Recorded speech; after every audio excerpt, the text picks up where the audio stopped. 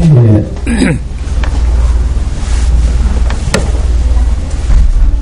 저는 이 중앙초등학교 올 때마다 아주 마음이 좋고 설레고 막 이렇거든요. 오늘 그 학부모에서 첫날이세요? 네. 맞아요? 아이고, 더 부담되네요. 와서 교장선생님인데 교장선생님 여기 아주 미남이시고 또 부드러우시고 그죠? 우리 교감선생님도 제가 오늘 굉장히 듣기 기분 좋은 말씀 한 말씀 해주시고 그래가지고 여러분들한테 이제 도움이 되는 말씀을 좀 이렇게 드려야 될 텐데 걱정이 됩니다. 오늘 저학년이에요 아니면 통합이에요? 저학년 맞죠? 예. 그 혹시 전에 제 강의 들어보신 분 있어요? 3학년이에요? 애기들이 4학년? 4학년이에요 지금? 오늘 저학년 한테 왜 왔어요? 아 1학년도 있어요? 아 제 기억에는 제가 작년 빼고 계속 왔던 것 같아요. 그런데 기억하시는 분들이 없네? 큰일 났어요. 네? 아 기억해요? 감사합니다. 오늘 제가 이제 맡은 주제는 이제 크게는 이제 자기주도 학습 영역이고요. 그 자기주도 학습 영역 안에 작은 소주제들이 몇 가지 있는데 그 중에서 스스로 공부하는 아이로 키우려면 이런 주제를 가지고 이제 우리 어머니께 말씀드리게 됐습니다. 이 주제를 이제 부탁받았을 때 사실 걱정이 앞섰어요. 왜냐하면 우리 애는 한 번도 스스로 공부한 적이 없어가지고. 그러니까 너무 기대하지 마시고. 근데 이제 이 범위도 굉장히 넓죠. 스스로 공부한다는 것, 또 뭘 스스로 공부하는지 뭐 굉장히 이제 어렵고 이렇습니다. 그래서 참 저도 막막하고 이런데요. 사실 저는 이제 뭐 자녀교육 전문가라고 여러분들한테 늘 이렇게 소개되곤 하는데 사실 그것보다는 훨씬 더 마음 편한 게요. 어머니들께서 불안하고 걱정이 되고 막막하고 이렇게 이제 늘 어려움을 겪으면서 아이를 키우잖아요. 그런 것처럼 저도 여러분들과 똑같은 과정을 거쳤어요. 어쩌면 선배 학부모 이렇게 생각해 주시면 좋겠습니다. 사실 진짜로 저는 우리 아이가 4살 무렵에 저희 집 사람이 아이 키우고 보니까 너무 서글퍼요.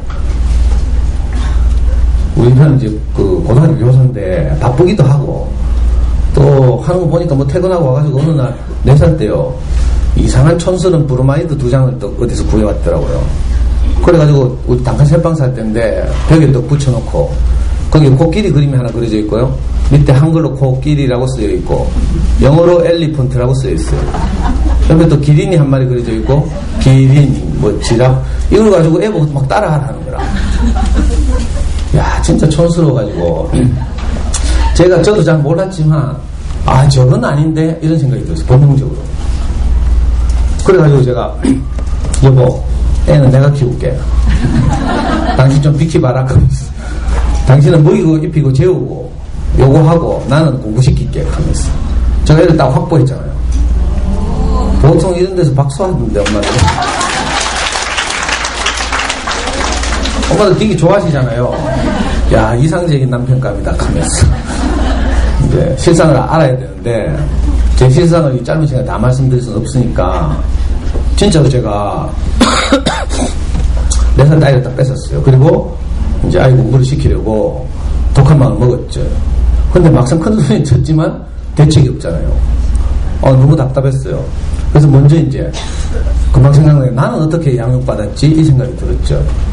그래서 제가 내가 어떻게 컸는지를 돌이켜보니까 비참하게도 저는 초등학교 1학년 때 아버지가 돌아가셨어요. 어느 날 그 엄마는 밤에 공장에 일하러 가고 없고 삼형제하고 아빠가 한 방에서 잤는데 아침에 일어나 보니까 형이 막 울면서 깨우는 거예요. 바로 옆에 아빠가 돌아가셨어요. 우리 삼형제가 이제 아빠의 죽음을 직접 목격한 거죠. 그래서 제가 아빠로부터 양육받은 경험이 없고요.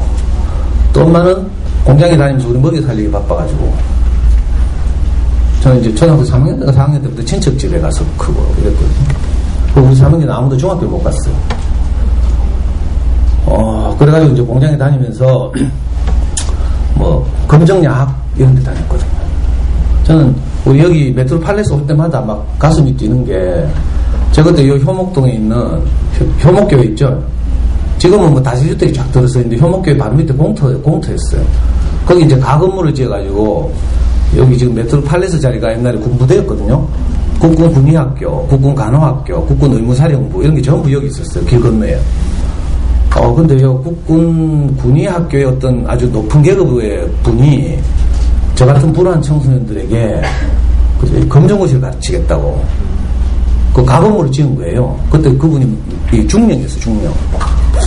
그래가지고 이 국군 군의학교에 이제 배치받아온 병사들 중에서 명문대 나온 병사들 있잖아요. 명문대 다니던 병사들 선발해가지고 여기서 저한테 검정고시 가르쳤어요. 그래서 저는 검정야학을 여기 다녔거든요. 근데 올 때마다 막 가슴이 뛰어요. 그래서 그거 지금 군부대 다 이사가고 이제 여기 메트로 팔레스 들어가서 여러분들 이렇게 뵙게 됐잖아요. 그래서 제 어린 시절 생각하니까 뭐 따뜻하게 부모님부터 케어받거나 양육받은 경험이 전혀 없어서 이제 아이한테 막상 적용하려고 하니까 아무것도 없는 거죠. 그래서 두 번째로 엄마들은 그럼 어떻게 하지 하면서 이제 엄마들을 유심히 살펴봤죠. 아이 어린이집 보낼 때 노란 차 대기하죠. 아파트 밑에서. 저도 노란 차에 아이 태워 보냈어요. 우리 아빠 일찍 출근하고. 엄마들 잘 관찰해 보니까 어린이집이나 유치원 차 오면 태워 보내고 학교 초되면 막 만세 부르면서 올라가더라고. 드디어 해방이다 하면서. 밀린 연속극 봐야지 하면서. 그냥 좀 더 있으니까 이제 바로 안 올라가고 남아가지고 자기들끼리 막 접선을 하대. 그죠? 막 수다 떨고 막 이러면서 이제 묻기도 하고 뭐 그 집에는 어때요? 이렇게 자꾸 막 또 좀 있으니까요. 고학년 있을 것 같아. 아까 1학년, 4학년 키운다 했잖아. 이번에 막 1학년 들어왔어, 우리 애는. 그러니까 4학년 있는 그 언니 딱 찍어가지고, 언니 우리 집 와서 커피 한잔 할래요? 하면서. 싹 데리고 가가지고 이제 물어보고 뭐 이러면서 정보를 이제 이렇게 확보하고 이러고요. 또 학교 설명회나 오늘같이 이제 이렇게 연수 같은 거 있으면 오셨다가 끝나고 나면 전부 또 커피숍으로 몰려가죠. 밥 모임 한다 하면서 막. 그러면서 정보를 막 주고받더라고요. 그리고 또 좀 있으면 언니 집에 놀러 가도 돼요? 하면서 건너가죠, 이제 옆동에. 그래가지고 언니 집에 가자마자 언니한테 관심이 없고 언니 집에 있는 전집 막 우리 집에 없는 거 뭐 있나 하고 스캔 막 하고. 제가 여러분들 속에 다 들어갔다 나왔어요. 그러면서 자기들끼리 정보를 주고받는데 아무도 저보고는 오빠 우리 집에 가서 차 한잔 할래?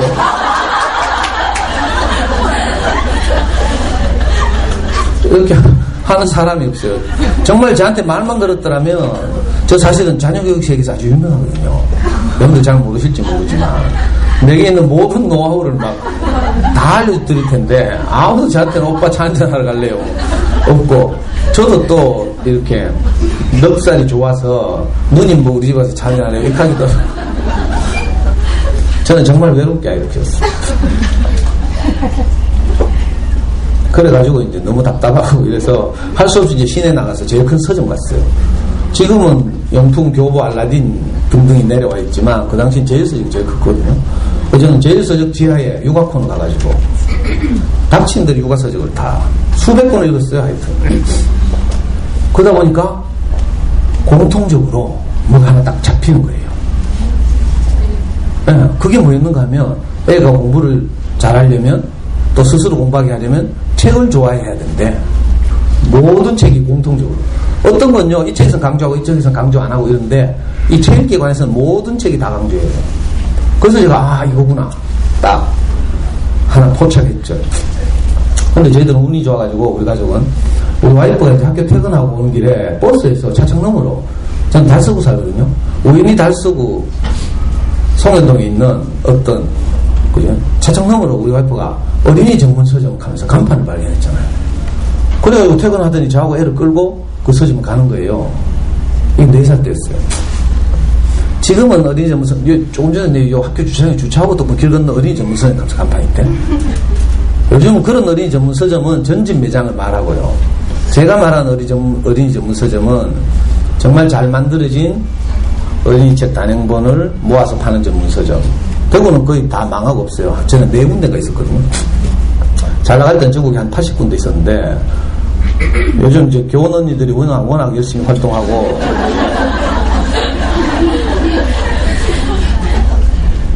그죠? 또 인터넷 서점이 할인 공세하고 이러는 바람에, 이 정말 잘 만들어진 어린이 책만, 그죠? 따로 비치하고 파는 이런 서점들이 다 경영이 어렵게 됐어요. 저는 다행히 이제 그때 4살 무렵에 대구에서 가장 유명한 그 어린이 전문 서점 달서구에 가면 호세호치라고 있었는데, 우리가 4살 때부터 이제 우리 와이프한테 끌려가지고 제가 가게 됐어요. 그래가지고 저도 저 자녀에 대해서 완전히 까막눈인 제가, 문외한인 제가 조금씩 이제 눈이 떠지게 된 거죠.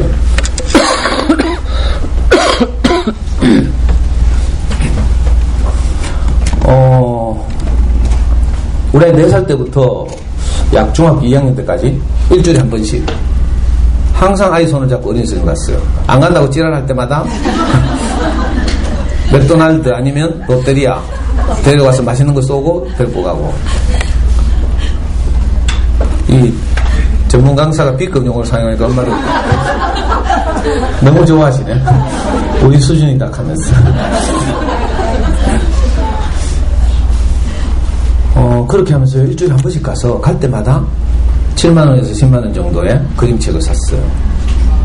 그리고 또 아이가 커서는 또 글줄책을 사고 했겠죠. 중학교 2학년 때까지.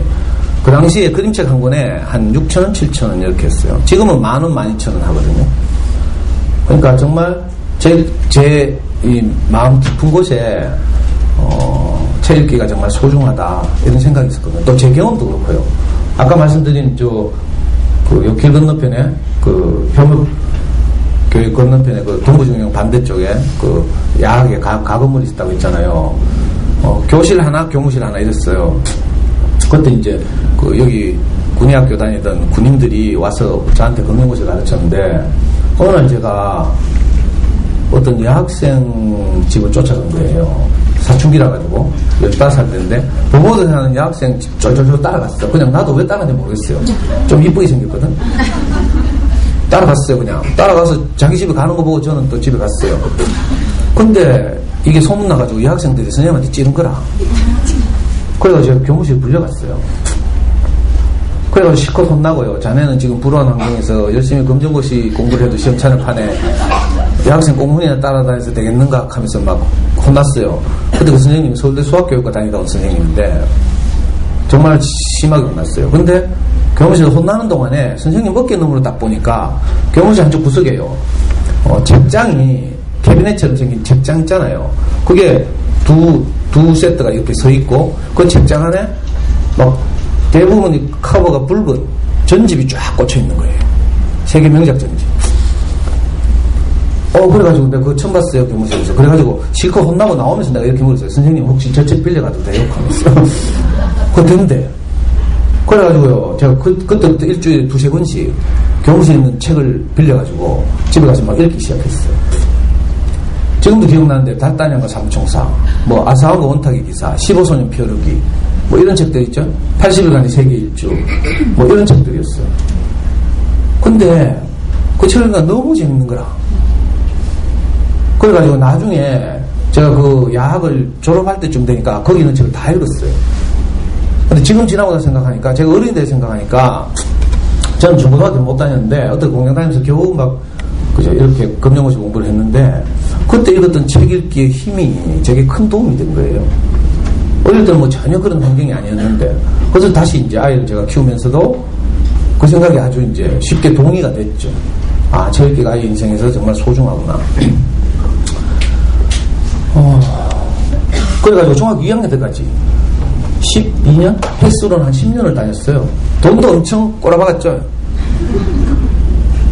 아이고, 제가 이 경험을 말씀드리기만 해도 사실 몇 시간이나 걸리는데 다 말씀드릴 수는 없고요. 그 덕분에 우리 아이는 한 번도 사교육을 받은 적이 없어요. 학원도 가본 적이 없고요. 정말 자기주도적으로 자란 거죠. 스스로 공부하지는 않았어요. 아빠가 늘 해락해야 하고. 이 자기주도 학습이라는 것도 애매한 개념이거든요. 어린 아이들이, 특히 초등 저학년 아이들이 스스로 책상에 뛰어가서 공부하면 이건 좀, 이건 딱 정말 돌연변이거나 아니면 엄마가 무섭거나 둘 중에 하나예요. 비정상이 비정상. 우리도 마찬가지였어요. 그러니까 뭐 뛰어가서 공부 안 한다고 너무 속상할 거 없어요. 당연한 거죠. 우리는 한 번도 스스로 공부한 적은 없어요. 근데 내용을 공부하는 데 있어서는 스스로 했어요. 저는 자기주도 학습을 이렇게 분류해야 된다고 생각해요. 시간 관리에 있어서의 자기주도는 초등 버전으로는 어렵다. 그래서 부모님들이 도와줄 필요가 있다. 공부 시간을 정해놨으면 야 시간 됐다 이 정도는 우리가 해야 되죠. 근데 책상에 딱 앉아서 무엇을 할 때는 가능하면 남의 도움 없이 남의 설명 없이 자기가 텍스트를 읽고 이해해서 그죠? 이렇게 넘어가는 이런 작업이 필요해요. 이게 자기주도 학습이죠. 저는 철저하게 아이들 이제 그렇게 키웠고 저도 그렇게 컸고 그래서 이 부분에 있어서는 제가 큰 소리 칠 수 있고요. 여러분들이 드릴 말씀이 많고요. 그래가지고 어떻게 되는데 궁금하시죠? 4살 때부터 제가 지금까지 우리가 지금 원래 27이에요. 원래 2월달에 SKY 경영학과를 졸업해가지고 글로벌 기업에 취직해 있어요. 외국 나가 있어요. 미리 말씀드려 일부러 잘 들으시라고. 잡담하지 말고 잘 들으시라고. 실제 수능에서 우리 아이는요 전국에서 한 200등에서 250등 사이 됐어요. 공식적으로는 등수가 발표 안 돼요. 전문가들은 이제 추정할 수 있거든요. 우리 아이는 문과잖아요. 경영학과니까 지금은 저출산 이제 흐름 때문에 많이 아이들이 줄고 있지만 우리 아이 때는 60만 명 이상이 시험을 쳤어요. 계산하기 좀 60만 명을 잡아요. 이과 20만 명, 문과 40만 명. 맞죠? 40만 명. 자, 상위 10% 몇 등? 문과 상위 10%는 몇 등 해야 돼요? 너무 시시해서 대답 안 하는구나. 우리 수성고마다 어떻게 알고 가면서. 예. 40만 명이니까 4만 등 하면 상위 10%. 1%는 4,000등. 전설의 1%가 4,000등이잖아요. 보통 공신소리 들으려면 1% 안에 들어야 되거든? 이해가 돼요? 1%까지 아주 우스운 줄 아는데. 아니, 4,000등 하면 1%라니까? 그럼 우리가 몇 등 했다고요? 자, 그러면 다시 0.1%는 몇 명? 400명이잖아요, 400명. 뭐 실감이 좀 나요? 아니, 제가 뭐 박수 받자고 이런 얘기 하는 거예요. 그러니까 혹시 잘 들어주시면 우리 어머니들이 아이를 키우는데 좀 도움이 될 수 있겠다 싶어서 미리 이제, 그죠? 그리고 이제, 사실은 그렇게 해서 이제 중학교 2학년까지 이제 그 서점을 다녔는데 갑자기 이제 알라딘, 인터파크, 예스24 이런 서점들이 막 등장했죠. 그러면서 이제 오프라인 서점들이 다 망해가는 거예요. 제가 단골로 다니는 그 서점도 흔들거렸어요. 그래서 중학교 2학년 때 그 서점 주인이 저보고 자기 서점에 오는 엄마들 대상으로 강의 한번 해달래. 저를 10년 동안 관찰했을 거 아니에요. 그래서 저는 도움을 많이 받았기 때문에 예 그렇게 하겠습니다 했는데 덥석 강의를 여름방학 때 한 번 했는데 엄마들이 너무 좋아해가지고 그때부터 지금까지요 13년 동안 매주 한 번씩 강의를 하고 있어요.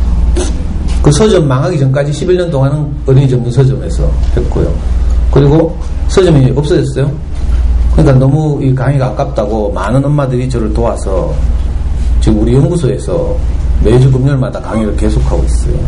그게 이제 교육청에 알려져가지고 저도 이제 학부모 역량 강화 연수에 이렇게 강사로 투입된 거죠. 그러니까 참 저는 한 번도 이렇게 어머니들 만나서 제가 이렇게 아이를 키웠다는 이야기를 이렇게 드릴 거라고는 생각을 못 했는데 철저하게 저도 이제 경험이죠. 실질적인 경험. 아이를 직접 키우고 불안해하고 뚜껑 많이 날아가고 정신 차리면 애 앞에 쫓아가서 잘못했다고 빌고 저는 아이를 키우다 보니까 저한테 고질병이 하나 있구나 이걸 알았어요. 충동 조절 장애라고. 근데 저만 있는 게 아니고 엄마들도 다 있더라고. 전문적으로 말하면 뭐 분노 조절 장애라고도 하는데 정신과에서는. 근데 또 분노 조절하고는 좀 달라. 뭐 우리가 아이한테 그렇게 분노하겠어요. 근데 한번 열받으면 뚜껑이 잘 안 닫혀. 그래서 이 충동 조절 장애 제가 이렇게 말하는데, 영어로 말하면 파트타임 사이코. 아니, 제가 늘 이런 증세를 보이면 정신과 가서 약물 처방 받으면 돼요. 그렇죠? 우울해서 그러면 항우울제, 이렇게 처방 받으면 되는데, 이게 그런 게 아니거든? 어떤 날은요, 애가 좀 특히 수학 공부할 때 뚜껑 많이 열리죠. 좀 오답이 나와도 어떤 날 그냥 넘어가는데, 어머니들 보니까 그 전날 시어머니 전화 받은 날, 명절에 시댁 갔다 온 다음 날, 이런 때는 평소에 넘어가던 것도 걸리죠. 그래가지고 뚜껑 날아가고 이런다니까. 그러니까 이게 조절이 잘 안 되는 이 고질병이죠. 저는 여러분들도 훨씬 더 그런 많은 실패와 좌절을 경험했어요. 내가 사이코 아닌가. 진짜 정신과 가야지 하면서. 특히 수학 공부 시킬 때. 너무 미안하죠. 저는 여러분들 보시기에 성질 급하게 생겼잖아요. 저는 오답 나오면요, 채점하다가 바로 옆에 앉아서 발로 차고 머리 쥐받고 교육적으로 나전달법을 쓰라 해서고 여러분도 배웠죠? PT 교육, 부모 교육 같은 거 받다 보면 나전달법을 쓰래. 애의 행위를 지적하지 말고 엄마의 감정을 전달하래. 그러면 이제 수학 문제 오답 나왔어요. 그러면 애야, 아빠는 네가 집중을 안 해서 수학에서 오답이 나오니까 몹시 마음이 상한단다. 자, 이렇게 말해야 돼, 이론적으로. 이게 됩니까? 근데 정말 안 되거든요. 저는 바로 옆에 있는 거 발로 차고 머리 쥐받고 있잖아요. 성질나면 문제집도 말고 머리 통 때리다가 그걸로도 잘 안 되거든요. 한편은 이거 아닌데 하면서도 한번 뚜껑 열리면 그 제어가 안 되죠. 그러니까 장이지. 그래가지고 애한테 좀 겁은 줘야 되고 이래가지고 문제집 몇 장 째가지고요. 니 같은 거 공부할 자격이 없다 하면서 쓰레기통에 처박잖아요. 근데 이 증세의 공통적인 특징이 2시간 지나면 맨정신 돌아온다는 거예요. 이제 2시간쯤 지나면 갑자기 급 후회가 되고요. 미안하고 어쩔 줄 모르겠죠. 수습해야 되잖아요. 그래서 저도 쓰레기통 뒤져가지고요. 아까 찢었던 문제집 도로 꺼내가지고 펴고 다리고 스카치 테이프 붙이고 해가지고요. 왜냐면 애들이 자기를 포기하는 것 같으니까 너무 속상하거든요. 니 같은 거 공부할 자격 없어 하면서 문제집 째고 이러니까. 그래가지고 다시 다 수습해놓고 이제 또 기분 우울하게 자러 들어간 우리 아들한테 뛰어가가지고 침대 옆에 무릎 꿇고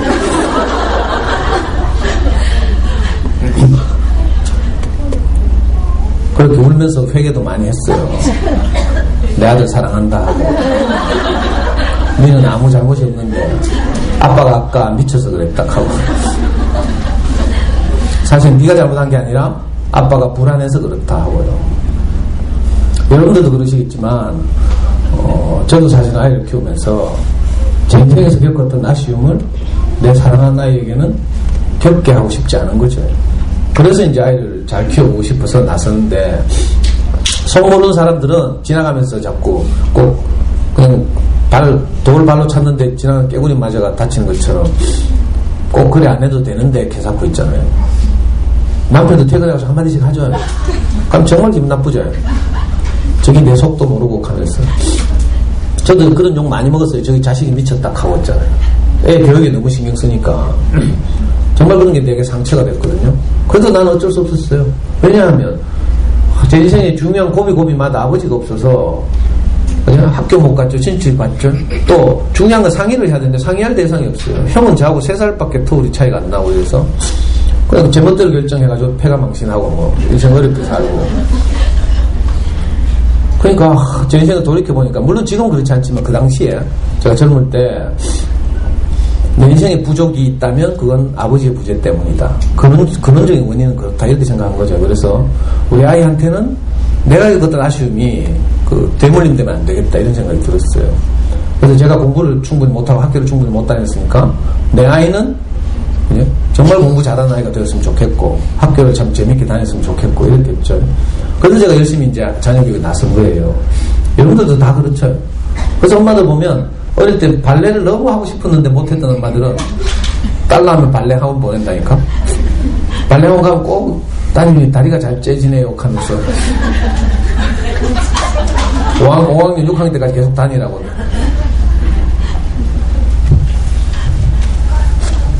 사실은, 그러니까 제가 왜 이런 말씀 장황하게 드린가 하면요. 앞으로 이제 제가 여러분들에게 또 말씀 드릴 텐데, 혹시 잘난 척 하는 것을 들으실까봐, 저는 여러분들보다 훨씬 더 많은 실패와 좌절을 경험하고, 하지만 거기서 엎어지지 않았어요.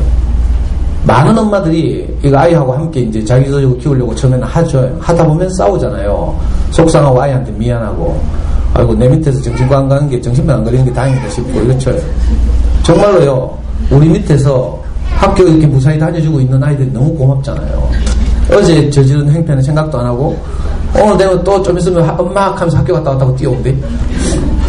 너무 고맙죠. 이 아이들 어떻게 하면 행복하고 건강하게 잘 키울까, 이런 말씀 제가 좀 드릴 텐데, 혹시 이제 잘난 척하고 가르친다고 생각하실까봐 먼저 제가 여러분들보다 훨씬 더 부족하고, 성격적으로, 인격적으로도 여러분들보다 훨씬 더 못났고요. 우리 와이프는 저보고 늘 해요. 중학생 키운다고. 중학생하고 같이 산다고. 제 정신연령은요, 지금 많이 자라가 중학생에 멈춰있어요. 프로이트에 따르면, 사실 초등학교 1학년 때 아버지 돌아가신 사건을 딱 경험하면서 초등학생에 멈춰있다가, 그래도 결혼하고 우리 와이프가 좀 잘 데리고 살아주고 오냐오냐 하고 이래가지고 지금 한 중학생 수준에 와 있어요. 그러니까 너무 제가 하는 말을 이렇게 잘난 척한다고 듣지 말고 한번 들어주세요.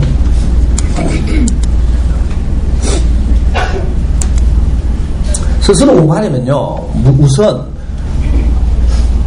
뭐 많은 것들이 있어요. 근데 이제 학습과 관련해서는 아이가 어릴 때부터 책을 좋아해야 돼요. 안 그러면 공부하기 어려워요. 뭘 해도 마치 게임을 하더라도 게임 제작자가 되려는 아이들 많거든요. 그렇다 하더라도, 그죠? 게임 시나리오 짜고 이러려면요, 이 컨텐츠가 풍부해야 되죠. 그 많은 이제 책 읽기, 독서량, 이런 것들이 그런 것을 풍부하게 하는 거죠. 유명한 게임들 보면요, 다 스토리가 배경이 되어 있어요. 심지어는 만화도요, 뛰어난 만화가들 중에는 스토리 작가를 따로 데리고 있는 분들이 있어요. 이 스토리를 만든다는 게 쉬운 일이 아니거든요. 또는 요즘 아이들 보면 막 이렇게 음악에 관심 많은 애들 있죠. 그래서 뭐 아이돌 스타가 되겠다고 하고 이런 애들도 있는데, 뭐 또 작곡을 공부하는 아이들도 있고 이렇죠. 그 길로 간다고 하더라도 콘텐츠가 풍부해야 되죠. 이 책기는 그러니까 앞으로 우리 아이들이 자라서 어떤 일에 종사하더라도 다 필요한 거죠. 아주 기본적인 콘텐츠가 되는 거거든요.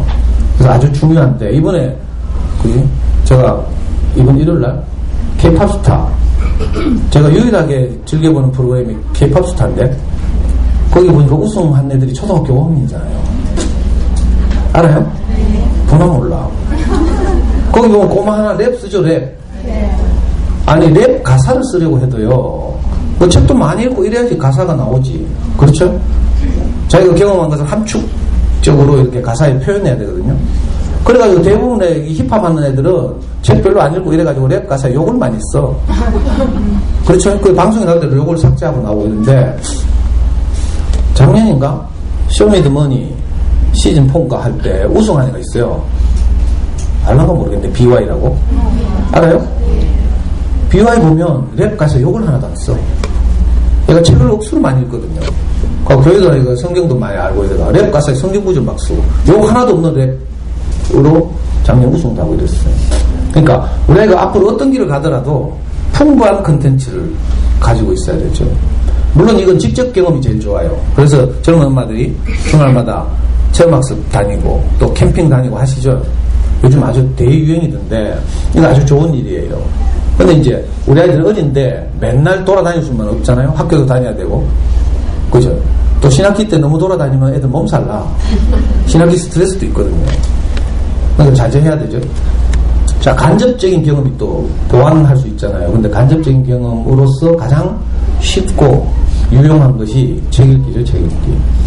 자, 책 읽기가 잘 되면 나중에 아이들이 동기나 의지가 생겨서 공부하려고 할 때 책상에 앉아서 공부에 이렇게 빠져들 수 있어요. 근데 이 준비가 잘 안 되면 나중에 어느 정도 뭐 공부하고 싶은 마음이 생겨도요, 책상에 진득이 앉아있지를 못해요. 엉덩이 힘이라고 하잖아요. 좀 앉아있다 냉장고 문 열러가고요. 물 마시러 가고 이런다니까. 실제로 우리 연구소에서 저와 같이 수학 공부하는 꼬마들이 있는데, 저는 5학년 중학생들이 있어요. 제가 우리 아이 키운 거 똑같은 방식으로 이제 적용시켜 보거든요. 엄마들이 그걸 기대하고 보냈으니까. 해보면, 어릴 때 책을 안 읽은 애들은 한 10분 앉아있다 물 마시러 가요. 또 한 10분 앉아있다 화장실 간다 하고. 이 집중력이 떨어지는 거죠. 제일기를 잘 하게 되면, 우선 이 사진 한번 볼게요. KBS 화면을 제가 캡처해 온 건데, 이거 당연한 말이지만, 자, 오른쪽 사진은 책을 많이 읽은 사람의 뇌를 과학자들이 촬영한 거예요. 노란색이 이제 뇌가 활성화되어 있다는 뜻이거든요. 굉장히 활성화되어 있죠. 근데 왼쪽 사진을 보면 책을 별로 안 읽은 사람의 뇌예요. 노란색 부분이 아주 적죠. 일차적으로 일단 공부를 잘할 가능성이 높으려면 유전자가 좋아야 되는데, 유전자는 우리가 개입 불가능한 변수잖아요. 남편 얼굴 쳐다봐도 소용없어요. 그죠? 근데 유전자가 다 결정하는 건 아니거든요. 유전자가 굉장히 좋아도 후천적으로 어떤 환경에 들어가면 완전히 공부하고 담싸울 수도 있고요. 그죠? 그러니까 후천적으로 우리가 어떤 환경을 만들어서 그 환경 안에서 아이들이 잘 자라도록 돕는 거죠. 이게 이제 옛날 어른들 말로 하면 아이들의 그릇을 키워주는 작업, 이렇게 생각할 수도 있어요. 어머니들께서 이제 유치원 같은데 이제 아이들 보내고 부모교육 받아보셨으면, 그 삐아제나 몬테소리 여사께서 꼬마들이 한 전인적인 인간으로 자라는 과정을 설명하죠. 보통 세 가지를 설명해요. 행동, 신체 영역의 발달, 그리고 인지 영역의 발달, 또 정서적인 발달, 이 세 가지가 골고루 균형감 있게 자라야 한다고 하죠. 물론 초등학교에서도 그렇고요. 그래서 이제 어머니들이 아이들의 건강을 위해서 유기농 먹거리 찾고요, 유전자 조작식품 피하고, 또 MSG 안 사용하고 이런 거 하시잖아요. 자, 그런 것처럼 마찬가지로 우리 아이들의 인지 영역의 발달을 위해서 가장 좋은 방법이, 물론 어릴 때 뭐 오르다도 하고 뭐 이런 거 다 하겠죠. 그런 거 뭐 다 하는 건 뭐 당연하게 하는 것이고, 이제 꾸준하게 초등 시절에 좋은 어린이책을 아이들이 읽으면서 자라도록 돕는 거죠. 그러면 학습과 관련된 여러 가지 요소가 자라요. 창의성, 또 독해력, 사고력, 어휘력, 뭐 이런 게 저절로 자라죠. 저는 일단 엄마들이 여기에 대한 깊은 신뢰가 필요하다, 이런 생각이 들어요. 많은 엄마들이 책이 중요하다는 거 다 알아요. 근데 어떤 분은 머리로 알고요, 어떤 분은 가슴으로 알고, 어떤 분들은 자기 삶으로 받아들여서 도서 구입비가 가계 지출비에서 차지하는 비중이 얼마나 되는지 이거 조사해보면 알죠. 근데 막상 이렇게 조사해보면 별로 책 사는데 돈 안 들여요. 아직 잘 모른다는 뜻이에요. 정말 우리 아이 인생에서 책기가 중요하다면 이 문제가 달라지죠. 그렇잖아요. 자, 미리 제가 다 말씀 못 드릴까 싶어서 미리 말씀드릴게요. 우리 아이가 25살 때, 재작년에요. 제가 교회 가서 목사님 말씀 듣고 있는데 카톡이 왔어요. 아빠, 시험 뭐 이래 시노? 근데 놀래가지고 뭔 시험? 하면서 로스쿨 입문 시험 이거더라고. 그리고 내가 듣자마자 니 그럴 줄 알았다 하면서, 보통 시험에 와이드 심록하는 놈들 보면 꼭 70점이거든. 좀 더 기말고사 한번 쳐봐요. 특히 이거 1, 2, 3학년 애들은 문제가 뭔지를 몰라. 우리 연구소에서 1학년 애들, 이모들하고 수학 공부하는 애들 있어요. 5보다 1 더 큰 수를 다음 중에서 고르시오, 이런 문제가 있거든. 다 틀렸어. 1학년 3명이 딱 있는데 5보다 1 더 큰 수 6이잖아요. 근데 문제는 다음 중에서 고르시오가 있는 거야. 다음 중에서 고르시오 하고 뭐 기읍 4, 니은 5, 디귿 6, 뭐 니은 7 이렇게 돼 있겠죠. 그럼 여기서 디귿 골라야 되잖아. 근데 애들이 다음 중에서 고르시오를 모르는 거라. 그래가지고 전부 5보다 1 더 큰 수를 고르시오 옆에다가 6이라고 다 써놨어요. 그러니까 1, 2학년 다 이런 식이에요. 시험 문제 잘 몰라. 너무 그러니까 점수에 연연할 필요 없어요. 그 보통 기말고사 치고 나서 엄마 오늘 굉장히 쉬웠어 하면서 띄워줘요. 이게 문제가 뭔지를 모르니까 난이도 구분을 못하는 거야. 이런 애들 보면 나중에 다 70점. 근데 있잖아요, 진짜 똑똑한 애들은 한 4학년쯤 되면 있잖아요, 한 문제가 아직까지 한 거라. 나머지는 다 잘했는데 한 문제가 여기에 확신이 없어. 이런 애들 집에 와서 뭐라 해요? 어려웠어. 이렇게 하고. 이런 애들 보면 대부분 96.5 100점이에요. 그럼 우리 애가 아빠 시험이 왜 이리 쉬워? 이렇게 하는 거야. 근데 그래가 그럴 줄 안다 하면서 빈정거렸어요. 저는 어릴 때 이제 항상 서울대 가는 게 꿈이었거든요. 근데 뭐 초등학교 때부터 이미 생리적으로 저는 불가능해졌죠. 초등학교를 막 6군데를 돌아다니고 엄마 없이 이렇게 자랐으니까 중고등학교 못 다니고 검정고시 겨우 해가지고 이제 나중에 이제 경대법대를 들어갔는데 그래서 제가 한이 맺히죠. 한이 공부의 한. 그래가지고 우리 애를 어릴 때부터 계속 세뇌시켰어요. 니는 서울국대, 서울국대, 서울국대. 잠시만에 커가는 아이들 제가 큰 소리 쳤어요. 우리 애는 무조건 서울국대 간다 하면서. 전국 수습도 가능하다 하고. 근데 키우다 보니까 하나님이 제 길을 막으시는지 전국에 있는 명문대 법대를 다 없애더라. 정말 기분 나빴어요. 뭐 교육제도를 선진한다 하면서 이제 영미식으로 있잖아요. 학부를 졸업하고 이제 법률가들 양성하는 로스쿨을 만들어서 그렇게 간다는 거예요. 그리고 우리 애는 갑자기 뭐 법대 없어져가지고 할 수 없이 문과에서 진짜 가르치는 모르잖아요. 그러니까 할 수 없이 경영학과 갔어요. 그 경영학과 가고 나서도 얘는 이제 우리처럼요 고리타분하게 권력, 명예 이런 데 관심이 없어요. 요즘 아이들은 우리하고 가치관이 완전히 다르거든요. 그래서 뭐 아빠가 아무리 로스쿨 해도 비웃고 이제. 제가 고집하면 아이하고 갈등이 생기잖아요. 소통이 막히죠. 그러면 아이가 저한테 연락하겠어요? 안 하거든요. 그래서 할 수 없이 저도 내 생각을 내려놓고 네가 어떤 길을 가든지 아빠는 너를 응원할 것이다. 멋있죠? 이 공주영의 소설 보면 나와요. 공주영의 소설 보면 공주영 씨가 왜 결혼을 3번 하고 아이들이 남편이 다 다르잖아요. 자기 그 자연적 이야기를 쓴 즐거운 나의 집인가? 거기 보면 자기 큰 딸한테 그렇게 말하잖아요. 네가 어떤 길을 가든지 엄마는 너를 응원할 것이다. 공주영도 극하는데 제가 못 극하면 되겠어요? 진짜로. 그래가지고 이제 아이는 이제 지갈 길을 가게 됐는데 이 아빠한테 좀 미안했나 봐. 그 2년 전에 로스쿨 입문시험 응시한 거예요. 여름방학 때. 그래가지고 제가 비웃으니까 애가 기분이 좀 나빴나 봐요. 한 달 후에 한국교육과정평가원 홈페이지 들어가가지고 지 수험번호 딱 집어넣고 성적이 뜬 걸 딱 캡처해가지고 저한테 인증샷 보여서 저한테 지금도 있어요. 보니까 전국에 로스쿨 2,000명을 모집해요. 알아요 그거? 광역시도별로 로스쿨 하나씩 있잖아요. 대구에는 경북대학교 로스쿨, 경북에는 영남대학교 로스쿨 이런 식으로. 그래서 전국에서 2,000명의 법률가 후보생들 모집해요. 그때 2년 전에는 7,500명인가가 시험을 쳤어요. 7,500명 중에 2,000명이 이제 로스쿨 들어갈 수 있는 거죠. 근데 우리가 보니까 7,500명 중에 120등 했더라고. 준비 하나도 안 했다니까. 로스쿨 입문시험은요 준비할 수가 없어요. 시험 2과목 치거든요. 언어 이해, 논리 추론 이 2과목. 근데 교과서가 없어요. 왜냐하면 25에서 35살 정도 된 그 인생에서 가장 왕성한 지적 판단력을 가진 이런 젊은이들 대상으로 평가하는 거잖아요. 교재가 없다니까. 기출 문제집은 있지만 따로 공부할 방법이 없어요.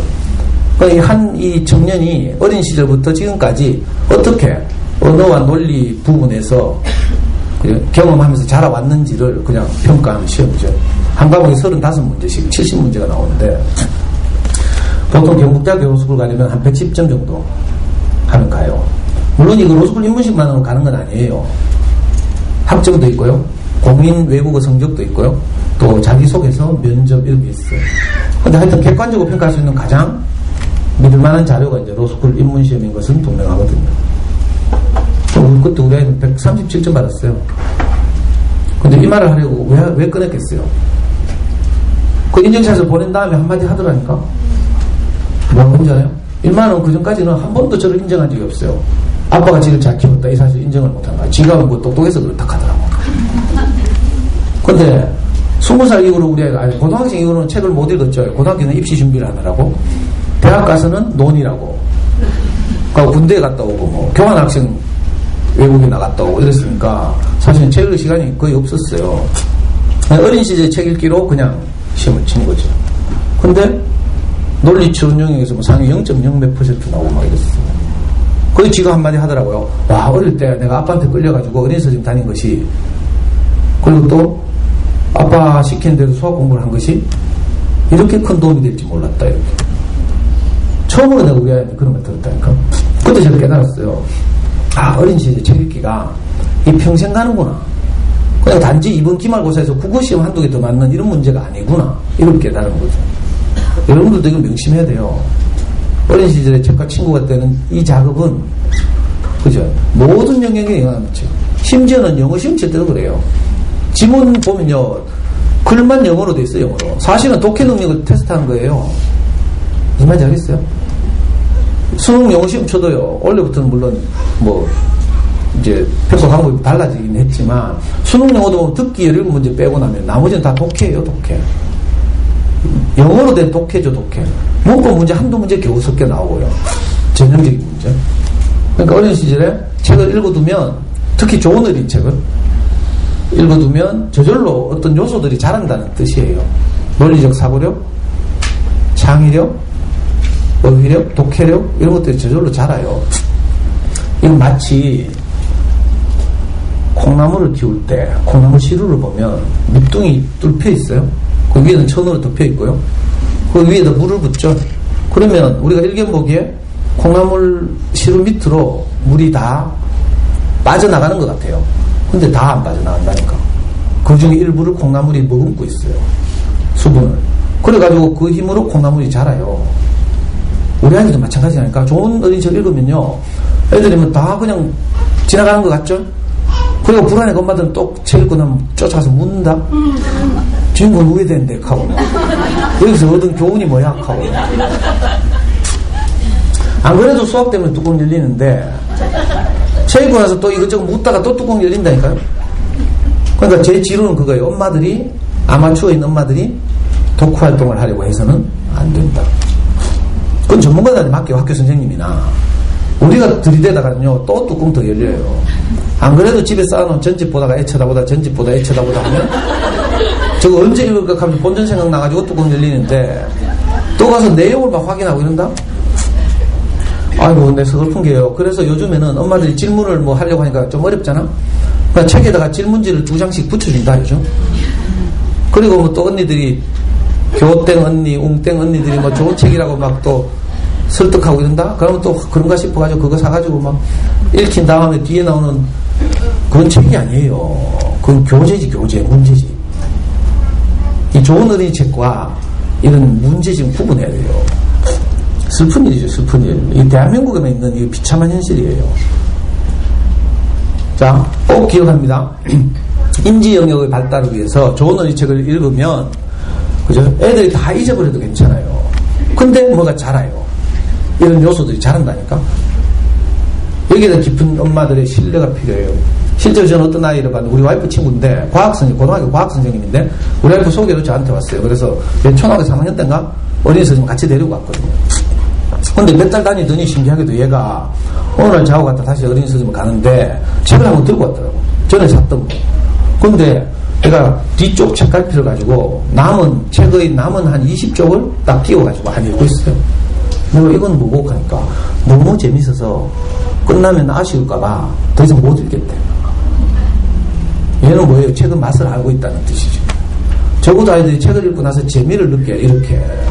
아니면 어떤 책으로부터 감동을 받거나 뭐 이런 경험이 있어야지 책을 좋아하게 되죠. 근데 맨날 어릴 때 지식 중심의 책 읽기, 머릿속에 지식 쑤셔 넣기를 하니까 책의 맛을 모르는 거라. 이 아이는 어떻게 된 줄 알아요? 여기 대진초등학교, 여기 아니구나. 저 달서구 총구석에 화원 넘어가는데 제일 구석대기 대진초등학교라고 있는데 거기 나왔어요. 중학교 대진중학교. 근데 그렇게 책을 좋아했다고요. 나중에 자라서 대구과학고등학교 나와서 지금 카이스트 4학년이에요. 저는 이런 애들 무수히 많이 봤거든요. 그러니까 좋은 어린이 책이 우리 아이들의 무엇을 자라게 한다. 이게 눈에 잘 안 드러나죠. 당장에 뭐 빨간 펜이나 이런 거 시키면 이번 기말고사에서 한 개 더 맞는 데는 아주 도움이 돼요. 근데 이거하고 다른 차원의 문제거든요. 책 읽기는 우리 아이의 전 인생에 영향을 미친다. 그만큼 중요하다. 제가 설득력이 떨어져서 어머니들은 막 정말 그렇구나 하고 막 탄식할 정도로 말씀드려야 되는데 제가 역부족이에요. 역부족. 또 한 측면에서는요, 좋은 어린이 책 읽기가 아까 말했죠. 행동 영역, 신체 발달, 그리고 인지 영역의 발달, 나머지 하나가 정서적인 안정이라고 했어요. 정서 영역의 발달. 자, 우리 아이들 특별히 정서적인 부분에서 우리 만나는 바람에 많은 어려움을 겪고 있죠. 우리가 하는 말들이 아이들이 자존감을 다 떨어뜨리고 있어요. 여러분들이 하시는 말들을, 아이들 만나서 하는 말들을 mp3 켜놓고 하루 종일 녹음해보라니까? 아니요, 요즘 차에 달린 그 뭐고, 블랙박스 끼가지고 집에 갖다 놓고 안 되거든요. 우리가 하는 말은 전부 했나? 확인형, 지시형, 질책형, 다 이거예요. 엄마는 어떤 경우에도 너를 사랑한다. 이런 말 나와요? 이런 말 언제 나온 줄 알아요? 완전히 뚜껑 날아간 날. 그러니까 우리가 애 잡은 날 너무 속상해할 거 없어요. 그죠? 항상 어두운 면이 있으면 밝은 면이 있거든요. 애 잡은 날 이상하게 우리 마음 깊숙이 가라앉아 있던 우리 본심, 이게 끄집어내진다니까? 아니면 애를 살릴 수가 없으니까. 애가 그 받은 상처를 치유할 수 없으니까 그날은 이상하게 내 바닥 깊숙이 이렇게 가라앉아 있던 내 깊은 마음을 끌어올려서 아이한테 가져요. 그죠? 엄마는 너를 사랑한다. 우리 딸 사랑해. 하면서. 너는 아무 잘못이 없어. 엄마가 내일 꼭 상담받으러 가볼게. 우리가 아이를 키우면요. 특히 저는 더 그랬어요. 어릴 때 트라우마도 있고, 그죠? 그러니까 더 뚜껑 열리면 막 미친놈 되는 미친놈. 그러니까 애들 얼마나 상처받겠어요. 저는 애 정신만 차리면 공부 잘할 줄 알았어요. 우리 5살 때가 제가 한글을 가르쳤는데 달력 째가지고 뒤에다가 하루에 4 알파벳이 기역, 니은, 디귿, 리을. 둘째 날은 미음, 비읍, 시어, 디응 이렇게 가르쳤는데 이마 이게 디귿 쓰락 하니까 거꾸로 쓰는 거라. 근데 한 대 확 쥐박았거든? 정신 차리라고. 그랬더니 똑바로 쓰더라고. 숫자 3자를 가르치는데 거꾸로 쓰는 거예요. 또 한 대 쥐박았더니 똑바로 쓰더라고. 그러니까 저는 그때 이게 쥐박으면 정신 차리는구나. 정말 저는 자녀교육에 까막눈이었어요. 쥐박으면 정신 차리고 이렇게 생각했는데 애가 좀 커가지고 초등학생이 됐어요. 시험 문제 오답 나왔잖아요. 그래서 내가 고함을 확 지르면서 정신 안 차리냐고 막 고함을 지르니까 애가 정신을 차리기는커녕 애 눈동자가 있잖아요. 뱅뱅 도는 거야.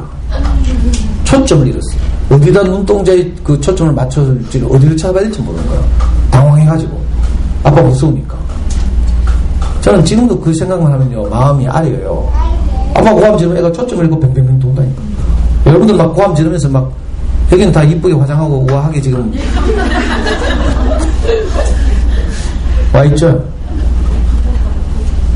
근데 집에 돌아가서 CCTV를 한번 확인해보면 가관이죠, 가관. 우리가 이렇게 아이를 키우니까 가장 중요한 게 아이들 정서적 안정인데 우리로서는 잘 안 되잖아요. 정말 탄식할 일이죠. 다음날 이게 아닌데 싶잖아요. 근데 또 다음날 아침에 애 깨울 때 또 고함 지르죠. 어젯밤에 분명히 회개해놓고 울면서 미안하다 해놓고 또 아침에 깔짝깔짝대고 아니려면 막 열받죠. 동생도 있고 막 바쁜데. 자, 이런 우리에게 그죠? 저는 해보니까 근데 좋은 어린이책을 만나서요 제가 아이들에게 읽어주잖아요. 그럴 때 내 성질대로 못하는 거야. 희한하더라고요. 좋은 책을 만나니까 신기하게도 책을 읽어주다 보면 나도 책 속으로 이렇게 감정이입돼 들어가고요. 그러다 보니까 책에 나오는 마음으로 내가 아이를 대하게 되는 거예요. 대표적으로 우리나라의 대표적인 그림책 작가 최숙희 씨라고 있는데 이분이 쓴 책 중에요. 엄마가 화났다 이런 책이 있어요. 그 책 보면 엄마가 이제 꼬마 보고 목욕탕 가서 목욕하라고 했어요. 그래가지고 애가 들어가서 스스로 목욕을 한다니까 혼자서 하다 보니까 너무 재밌거든. 그죠? 비누 칠하고 있으니까 거품도 막 나고 너무 재밌어가지고 온 목욕탕 벽에다가 막 다 저는 열심히 한다고 했는데 막 비누가 튀고 뭐 거품을 너무 많이 풀어가 애들이 거품 양 조절할 수도 없잖아요. 그리고 온 목욕탕을 막 거품으로 도배를 해놓고 막 이런 거야. 엄마가 아무리 기다려도 목욕하다 안 나오니까 목욕탕 문을 열어보니까 완전히 난리가 났거든요. 그래가지고 엄마 막 또 뚜껑 열려가지고 막 지랄하면서 막 뭐라고 하고 자존감이 툭 떨어지죠. 그래 좀 있으니까 엄마가 웬일인지 자기 먹으라고 꼬마 먹으라고 짜장면을 시켜주네. 너무 고맙잖아요. 그래 애가 맛있어가지고 허겁지겁 막 먹었어요. 먹다 보니까 온데 다 튀고 막 방바닥에 다 흘리고 막 이랬어요. 자기는 엄마가 맛있는 짜장면 시켜줘서 열심히 먹은 것밖에 없어. 근데 엄마가 보니까 또 온 딱 방바닥 어지러 놓고 막 이랬거든. 그래가 또 뚜껑 열려가지고 또 예. 이 엄마 B형인가? 저는 B형이에요. B형. B형의 특징은 김치로 비유하면 오이지라고 하죠. 들어봤어요? 오만하고 이기적이고 지랄하고.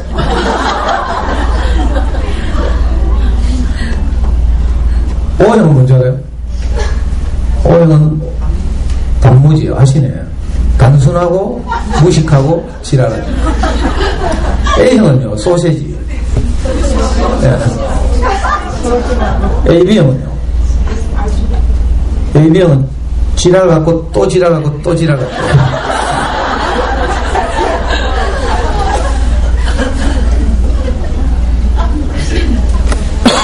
또 애가 이제 스케치북 펴놓고 그림을 그리는데 그림 그리는 거 너무 재밌어. 그래서 스케치북이 너무 작아서 자기 마음을 다 표현할 수가 없어. 그래서 옆에 벼락박이다 대고 막 그리고 막 이랬거든요. 또 엄마 와가지고 또 지랄하고 막 뭐라고. 그래가지고 애가 점점 자존감이 툭툭툭 떨어지죠. 이걸 이 최수기 작가는 아이가 작아지는 것으로 묘사했어요. 그 엄마한테 계속 뭐라 캐니까 애는 나중에 작아져서 안 보이는 거라. 애가 엄마 눈에 안 보이니까 엄마가 놀래가지고 어떻게 했어요. 우리 딸 어디 갔노 하면서 온 동네방네 울면서 찾으러 다니게 됐어. 나중에 얘가 엄마한테 너무 혼나고 속상해서 울다가 엄마 치마 밑에서 잠든 거라. 치마 속에서. 이제 그림책이니까 이런 게 가능하죠. 잠자고 있는데 엄마가 막 울면서 온 동네에서 쫓아다니는 거라. 그제서야 얘가 아까 엄마가 화는 냈지만 내가 없어지니까 저렇게 슬퍼하면서 찾고 있구나. 엄마는 나를 사랑하시는구나. 이걸 알게 됐죠. 그래서 나중에 이제 끌어안고 이제 막 엄마가 겨우 애를 발견해가지고 자, 좋은 어린이집을 만나서 우리가 아이들하고 읽어주다 보면 이런 일이 벌어져요. 먼저는 이 엄마한테 혼나면서 자존감이 낮아지는 아이와 내가 동일시 되는 거지. 나도 그런데 하면서 우리 엄마도 이런데 하면서 그렇잖아요. 엄마들 왜 연습국 볼 때 작년에 보니까 태양의 후예 보면서 전부 지가 송중기인 줄 알고 송혜교인 줄 알고 진짜로 이게 실한데요. 어느 날 저한테 카톡이 왔어요.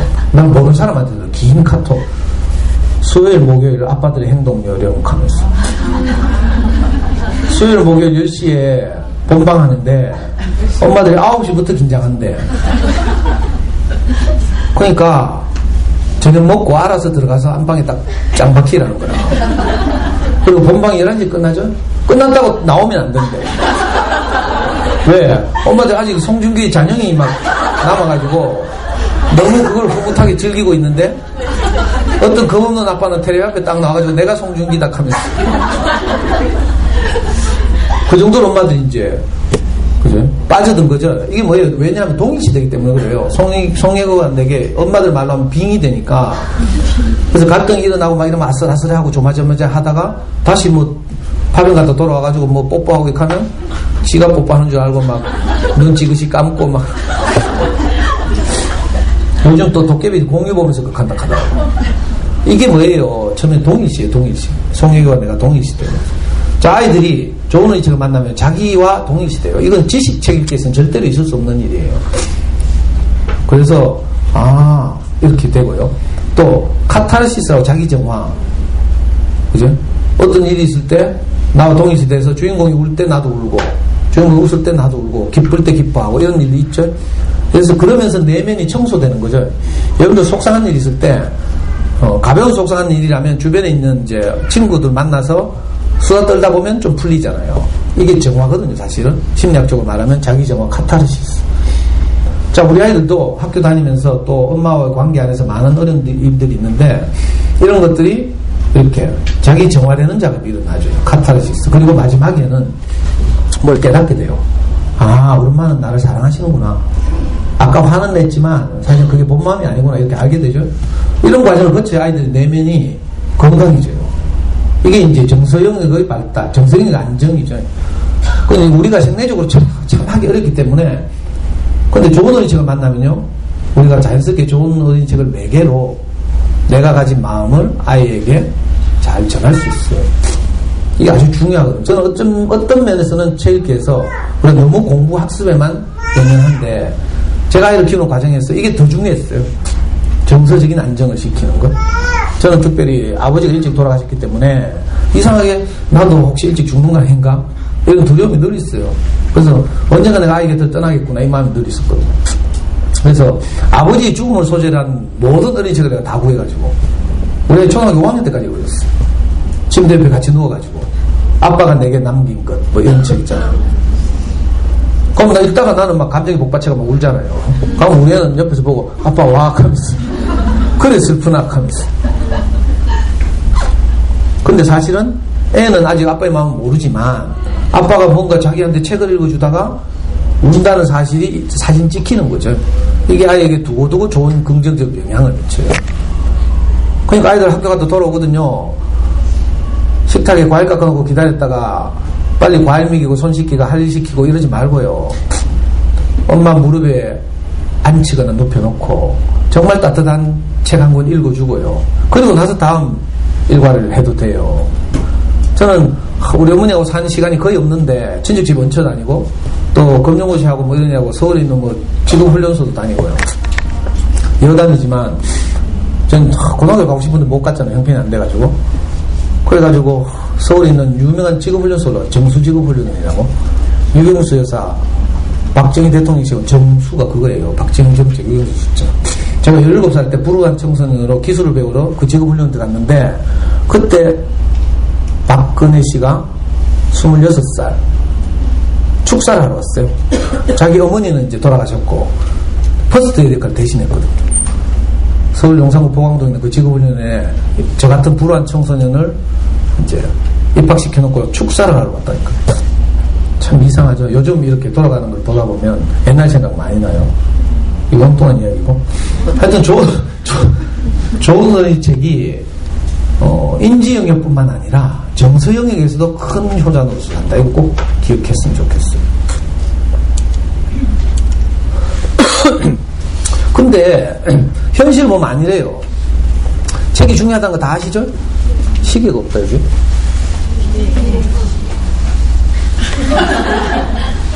예. 보통 이제 학교에서 저한테 전화가 오면 강의를 부탁하면서 중간에 쉬는 시간 없이 엄마들 지겨우니까 11시 반 되면 끝내라 해요. 좀 미안한 말이지만 와서 잔소리 하시는 분들 많이 있죠. 어떤 학교는 그저 교장선생님 친구 오셔가지고 막 너무 안타깝고 이러니까 막 이렇게 잔소리하고 이러시다 보면 엄마한테 듣기 싫어하고 이래가지고 작년에 부른 선생님 또 부르지 말라 하고 길게 하는 선생님 부르지 말라 하고.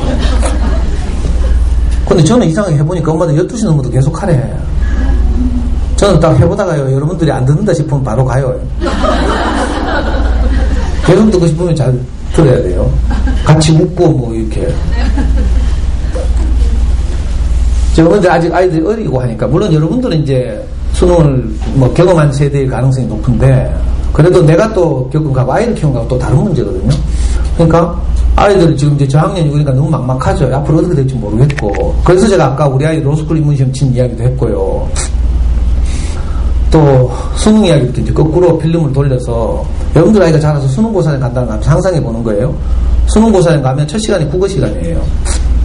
국어 시간에 8절지 16쪽으로 된 문제지가 이제 배부되죠.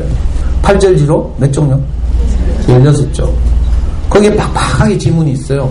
열심히 읽고 밑줄 친 거 찾고 뭐 이래가지고 겨우 해독해가지고 문제 3문제 달랑 풀고 나면 페이지 딱 넘기고 나면 또 어떻게 돼요? 또 태산 같은 지문이 내 앞을 가로막고 있어요. 이걸 계속 반복해서 16쪽이나 해야 되는 거죠. 어떤 아빠가 지금 어느 학교 근무하는지 모르는데 경북기흥고 교사인 제 후배가 수능 감독도 갔다 오더니 저한테 뛰어왔어요. 형 큰일 났다 하면서, 야 내가 오늘 수능 감독 가보니까 한 교시에 30명이 있는데 국어인데 국어, 수학도 아니고 수학 같으면 다 엎어놓고 자면 되지만 모르면 아니 국어인데도 애들이 문제를 시간 내에 다 못 풀더라 하면서 그거 달려왔어요. 그때 자기 애가 초등학교 4학년인가 이랬거든. 그래 형 우야면 좋겠노. 그 내가 이 책 한번 읽어봐라 하면서 멋졌다.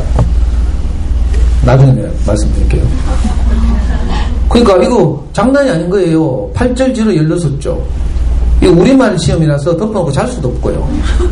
최선을 다하지만 시간이 부족한 거라. 원래 수험장에 들어가면 한 5분 전에 정답 다 고르고 마킹하고 그 다음에 정답을 수험표 뒷면에 옮겨줬고, 맞죠? 그래서 가채점을 할 수 있으니까. 근데 시간이 부족하면 어떻게 해요? 가채점도 못 한다니까. 나중에 어떻게 또 찍어야 되죠? 남은 거. 또 찍는 기술은 다 배웠더라. 뭐 정답 고르다가 다 피해가니까 아예 한 번으로 밀어라 하면서.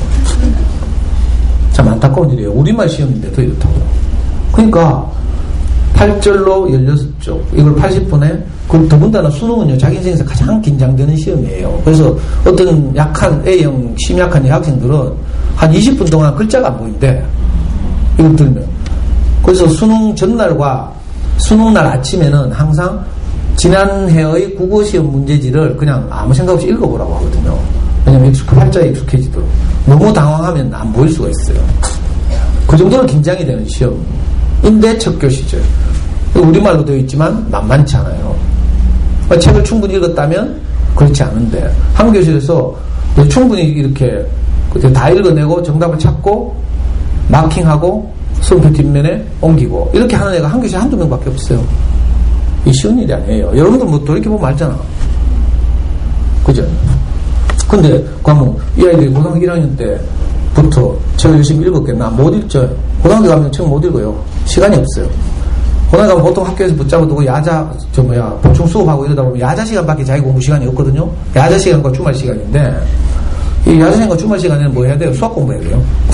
입시에서 가장 중요하고 양과 난이도가 높은 과목이 수학이죠. 그래서 보통 수험생들이 한 60% 이상은 수학 공부해요. 자기 시간 60%. 나머지 30%는 영어하고 나머지 10%는 탐구해. 그러니까 그 공부를 따라할 시간이 현실적으로 없어요. 사정이 이렇다면 어떻게 돼요? 어릴 때가 아주 중요하죠. 자, 다시 필름을 돌려서 중학교로 돌아옵니다. 중학교 되면 이미 엄마들 손을 떠났어. 내 인생 내가 알아서 할게. 하고요. 얌전한 애들이 가지. 심한 애들은요, 엄마들이 뿌린 대로 거두게 돼 있어. 사춘기 돼봐요. 초등학교 때 내가 엄마가 좀 세다고 내 멋대로 막 하잖아요. 이게 다 뿌려졌다가 사춘기 되면 그게 다 난다니까. 열매가 맺혀서 나요. 그래서 방황하는 애들이 많다니까. 그러니까 아무리 우리가 충동 조절 장애가 있다고 하더라도 정도껏 해야 정도껏. 나중에 다 되돌려 받으니까 말 안 들어요. 우리 애는 진짜 범생이라고 소문나는데 일마도 말 안 듣더라고. 우리 애는요, 뭐 다니는 교회에서도 그렇고, 제가 강의를 이 대구바다에서 13년을 했잖아요. 잠순에서 제가 전설적인 회원이에요. 제가 뭐 웃네. 인정이 안 되네. 차마 내 입으로 이 말 못하겠네. 시간이 없어서 뭐 잠순 얘기는 그만하고. 진짜로 잠순에서 연말 되면요, 회원들에게 도움이 된 글을 많이 쓴 사람들을 연예대상 시상식 하듯이 투표해서 10명을 뽑는다니까? 그러니까 비서울로 유일하고요. 엄마 아닌 사람 유일하고.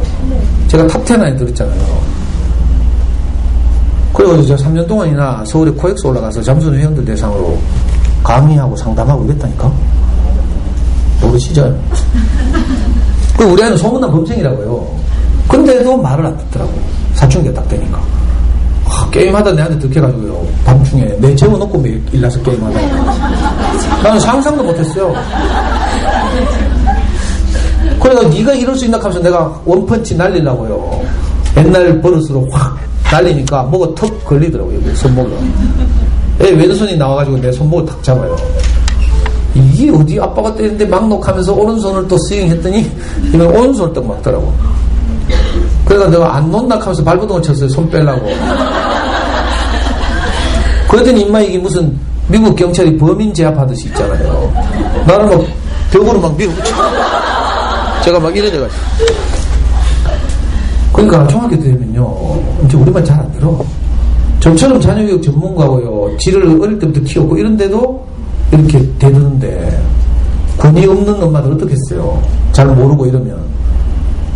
이때 책을 읽기가 정말 어렵죠. 그래서 할 수 없이 이 동네 엄마들 또는 뭐 지산 법물 엄마들 뭐예요? 동네 골목골목에 있는 오피스텔 국어논술 전문학원 뭐 이런데 그런 데 가면 한 달에 몇 권이라도 읽겠지 하면서 절대 읽을 일 없어요. 초등학교 9학년 때는 막 안타까우니까 독서 습관은 안 돼 있지.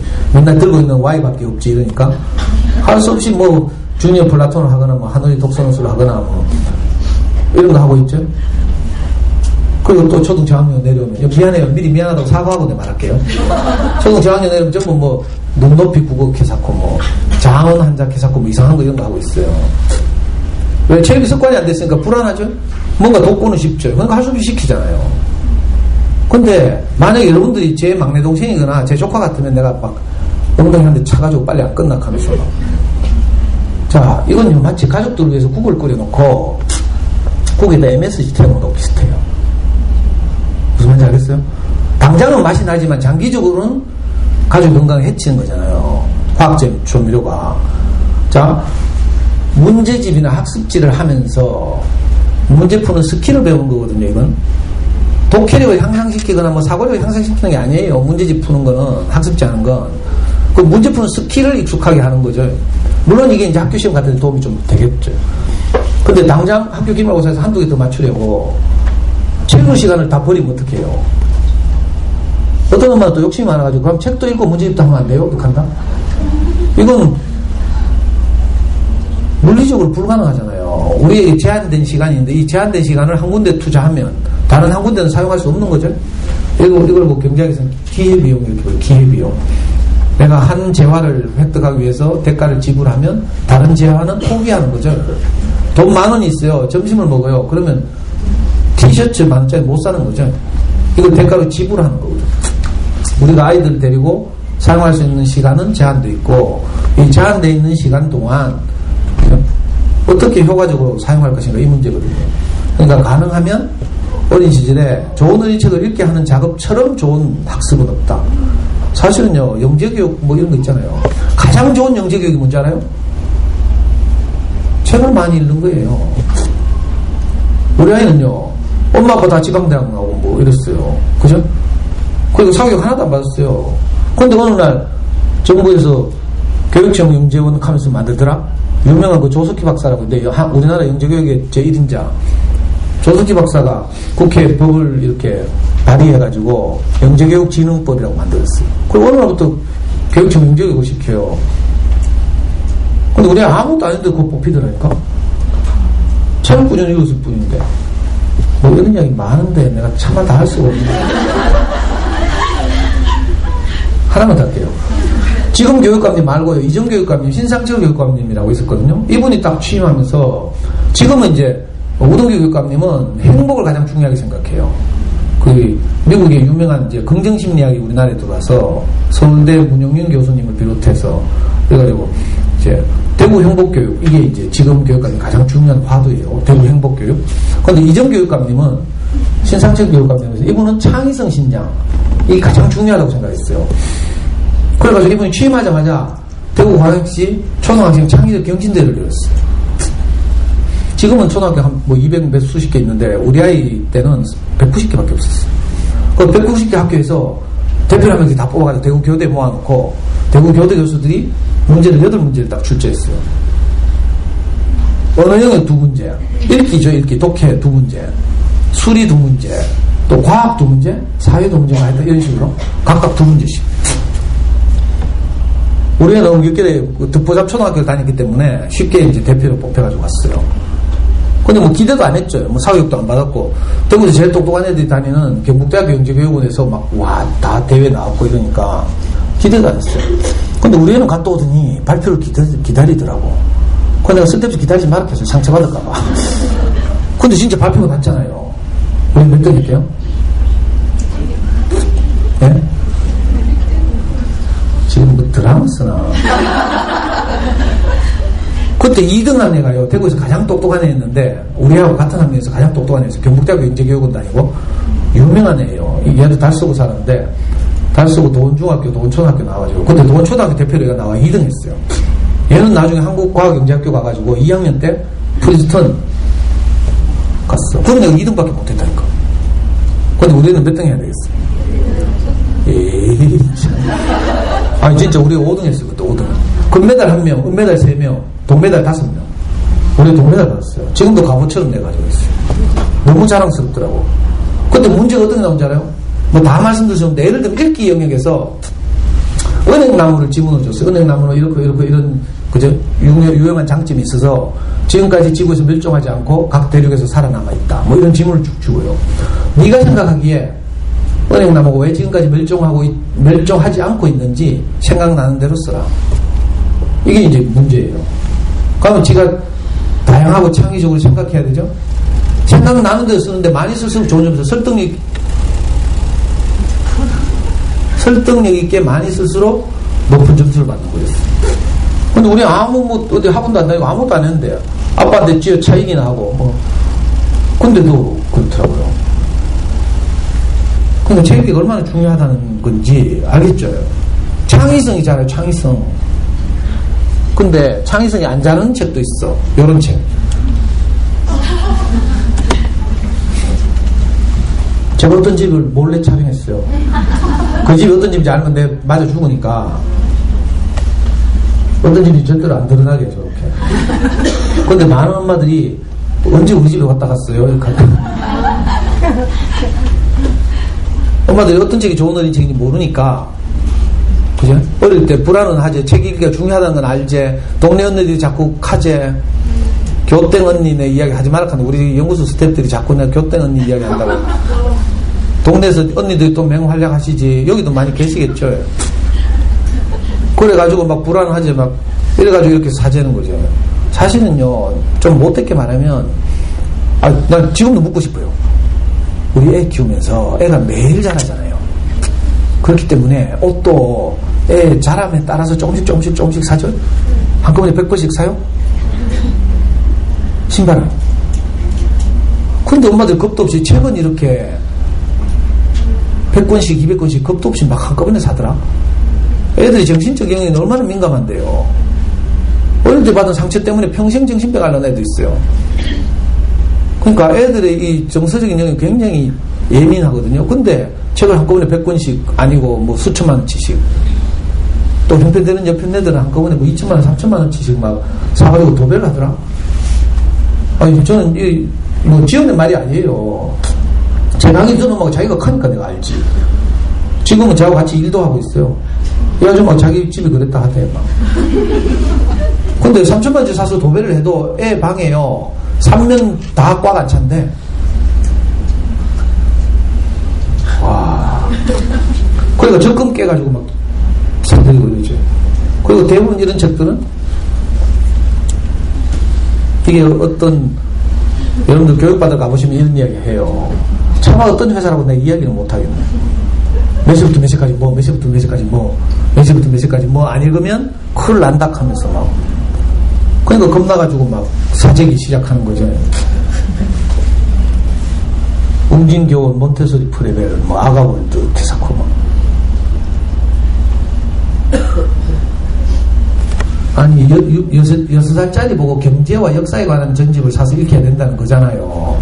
그래, 무슨 사회탐구회 자꾸 이런 것도 막 사고 하더라고. 근데 물어봤어요. 누구의 수능 진학했어요? 이 뭐 경제나 역사 이게 뭐 아무나 하는 건 줄 알고. 요즘 뭐 인문학 하니까 아무나 인문학 하는 줄 알고. 수능에서요, 사회탐구 영역이 11과목이 있거든요. 국사가 이제 필수로 지정되면 10과목인데 10과목 중에서 선택하죠. 우리 애 때는 서울대 가려면 4과목을 선택해야 됐어요.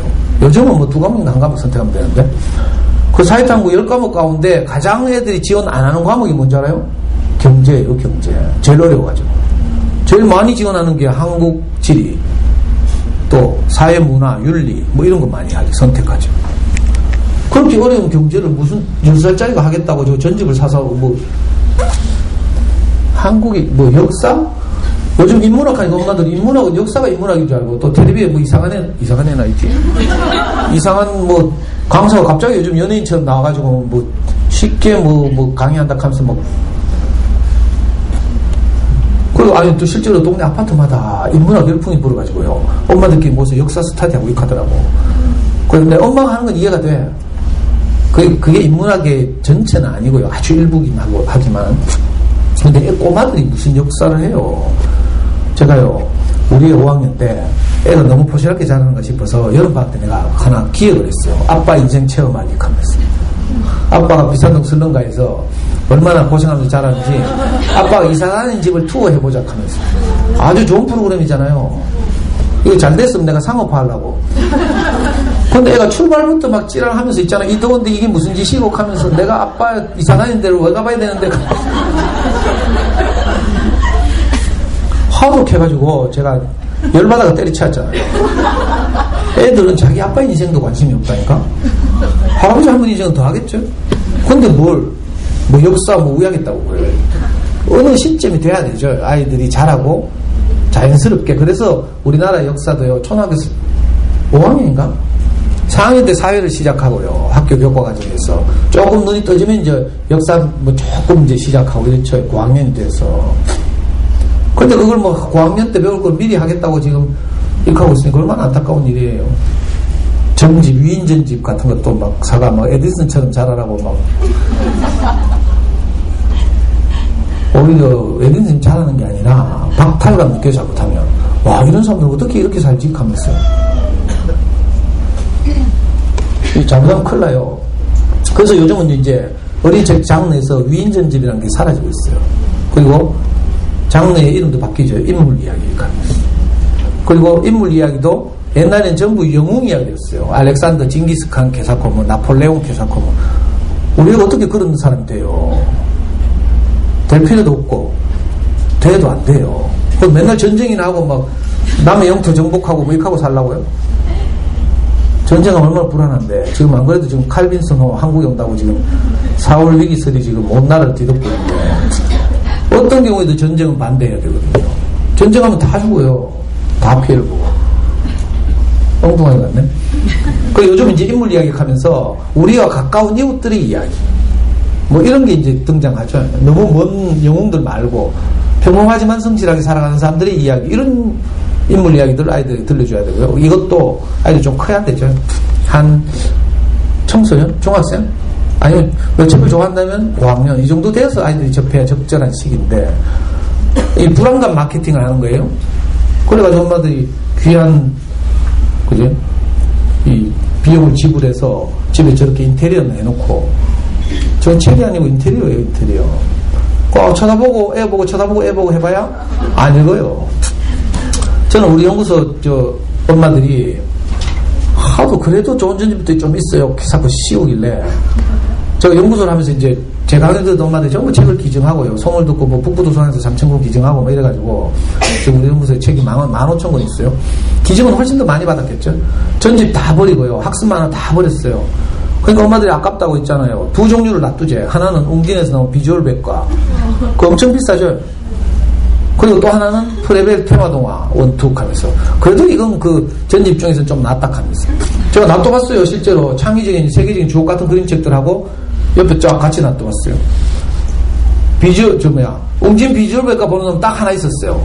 지금 보고 초등학교 다니는 꼬마인데 4학년. 얘는 자동차 매니아거든.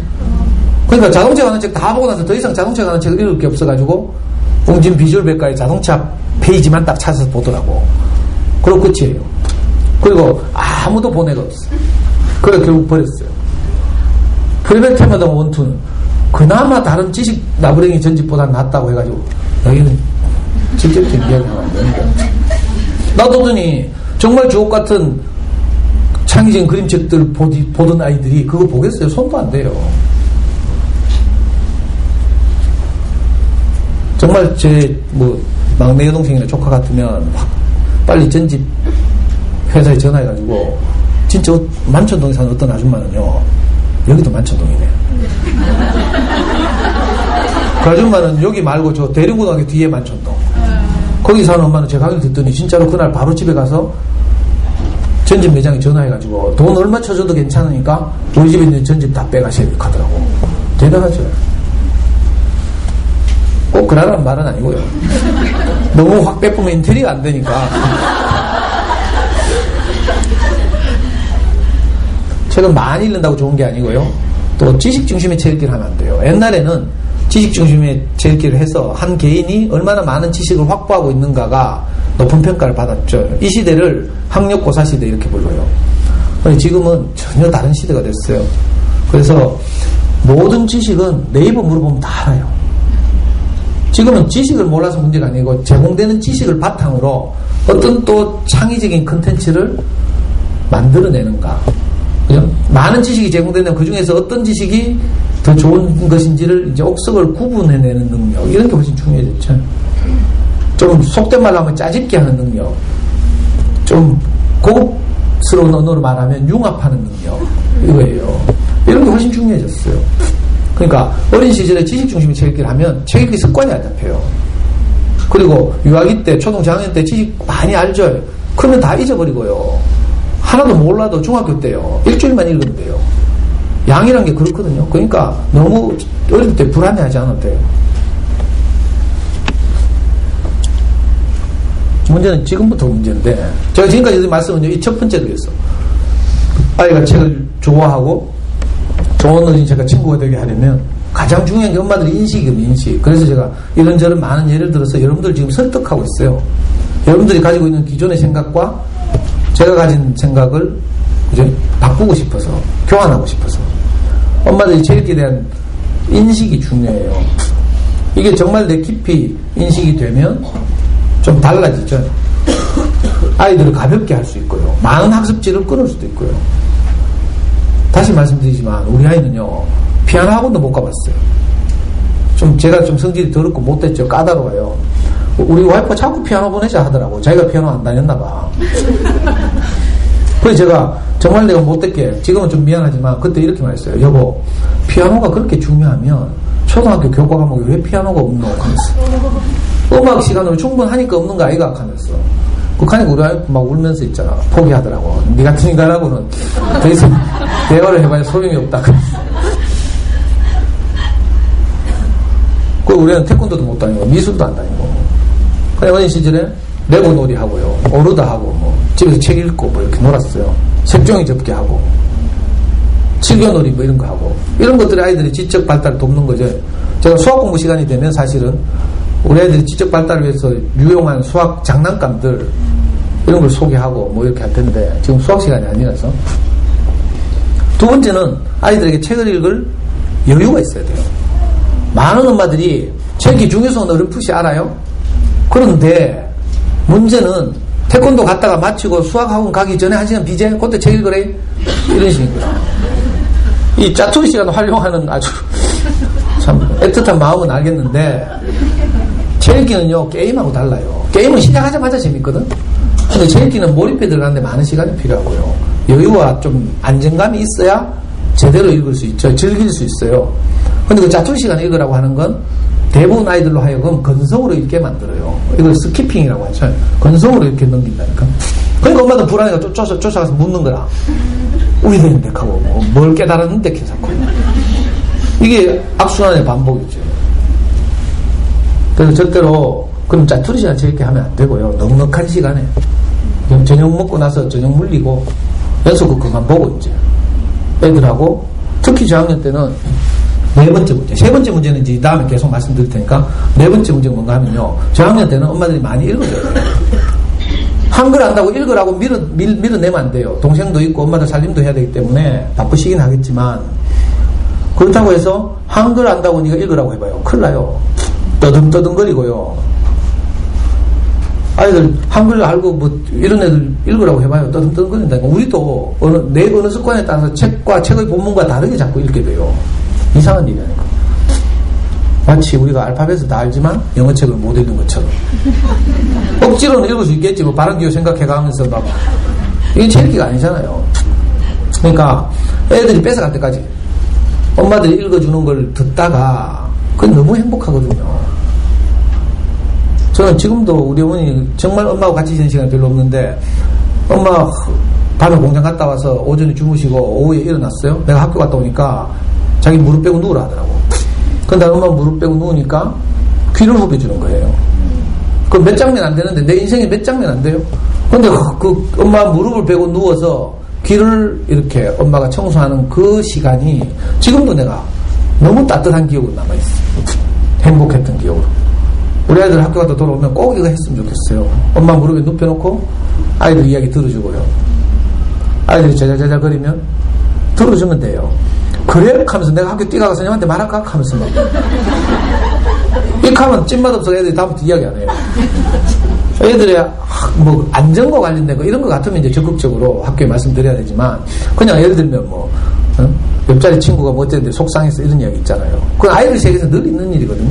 근데 무슨 우리 애가 학교 폭력 당한 것처럼 또 호들갑 떨면서 막 온 집에 전화하고 막 이래가 막 조사하고 막 이렇게 하면 이제 애들이 너무 커지니까 다음부터 엄마한테 이야기 안 한다니까.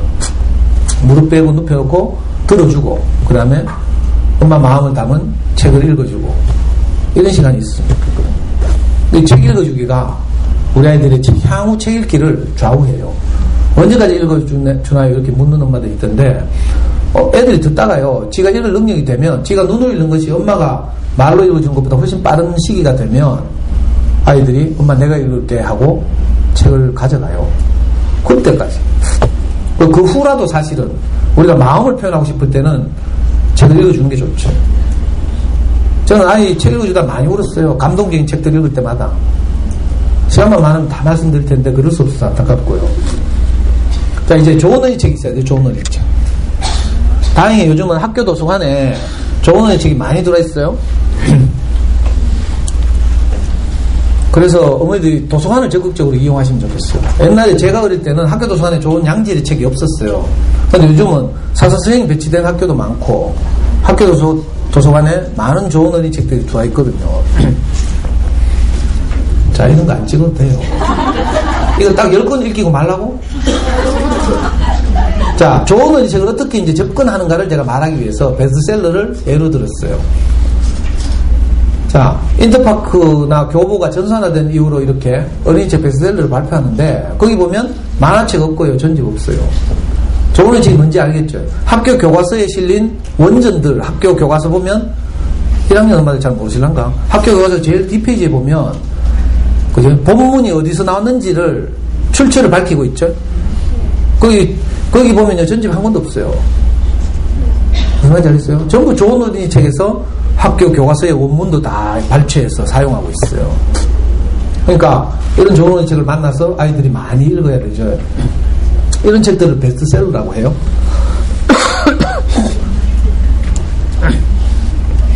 자, 저는 가능하면 엄마들에게 권하는데 글줄 책 너무 찾지 말고요. 사치하지 말라고요. 글밥 많은 책. 애들 부담스럽게 하지 말고요.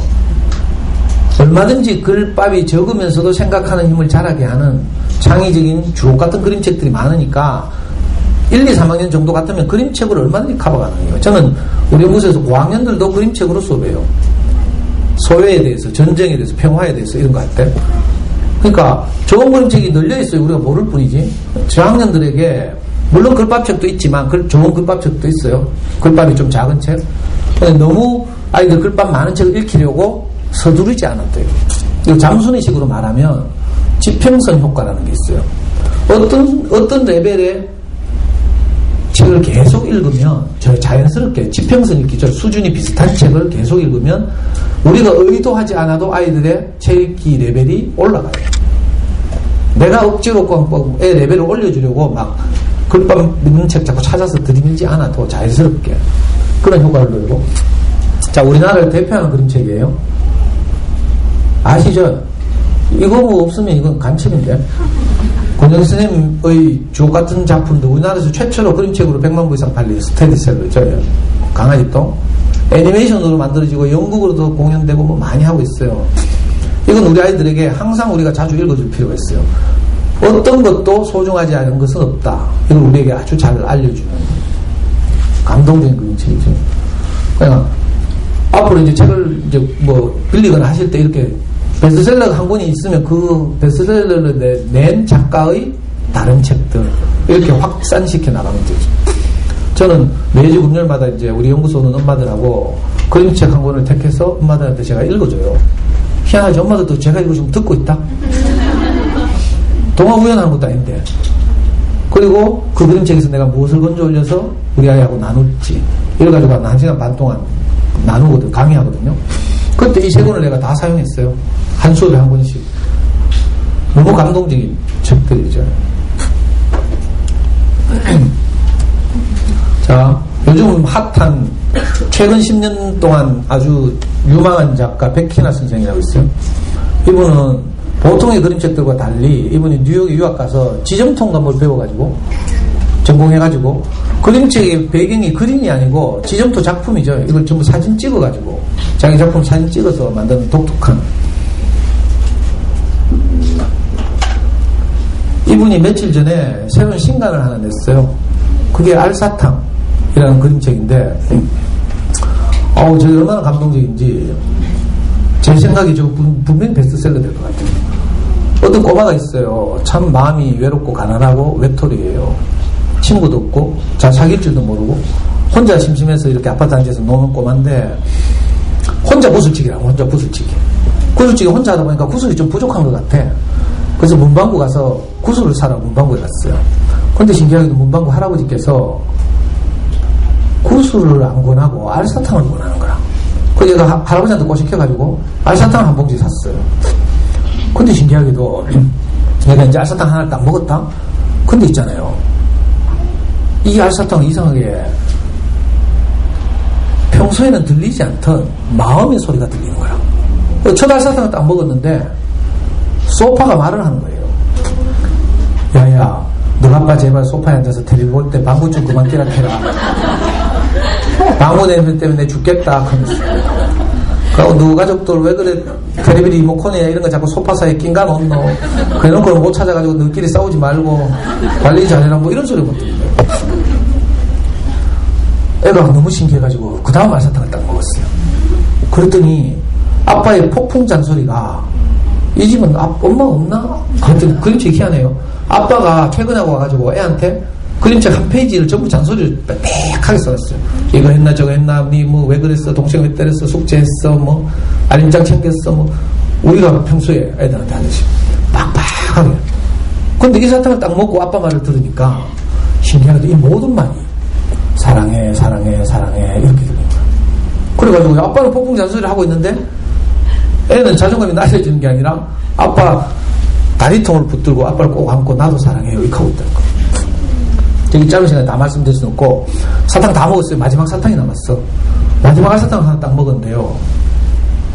아무 소리도 안 들리네. 이번에는 아무 소리도 안 들리는데 신기하게도 내 안에서 어떤 마음이 생겨요. 어떤 마음인가 하면 내가 먼저 친구들한테 가서 놀자고 해볼까? 이 마음이 생기는 거야. 용기가 생기는 거예요. 그래서 저쪽에 보니까 한 친구가 혼자 놀고 있어. 그래서 얘가 용기를 내가지고 진짜로 가서 야야 심심한데 나랑 놀래? 이렇게. 그랬더니 애가 친구가 기다렸다는 듯이 그래 나도 심심했어 하면서. 그래가 막 책 마지막에 끝에 보면요. 둘이서 하나는 보드 타고 하나는 킥보드 타고 막 아파트 놀이터를 돌아다니고 있어요. 저는 이게 끝인 줄 알았어요. 그래가 강의 끝냈어요. 엄마들 다 집에 가고 제가 건조를 딱 덮었거든요. 근데 제 뒷표지에 보니까 어떤 허름한 아파트 입구가 그려져 있고 아파트 입구에 킥보드 한 대, 보드 한 대 딱 서 있더라니까. 근데 그 장면을 보는데 얼마나 뭉클한지. 처음 시작할 때 얘는 외톨이였거든요. 혼자 놀고 혼자 땅바닥에서 구슬치기 하고 이랬거든요. 근데 이상한 알사탕을 먹고 나서 용기를 내가지고 친구한테 말했더니 친구도 똑같은 입장이에요. 사실 알고 보니까. 그래가지고 이 둘이 어떻게 될게요? 네? 그래 친구 집에 아파트 올라갔다니까 지금.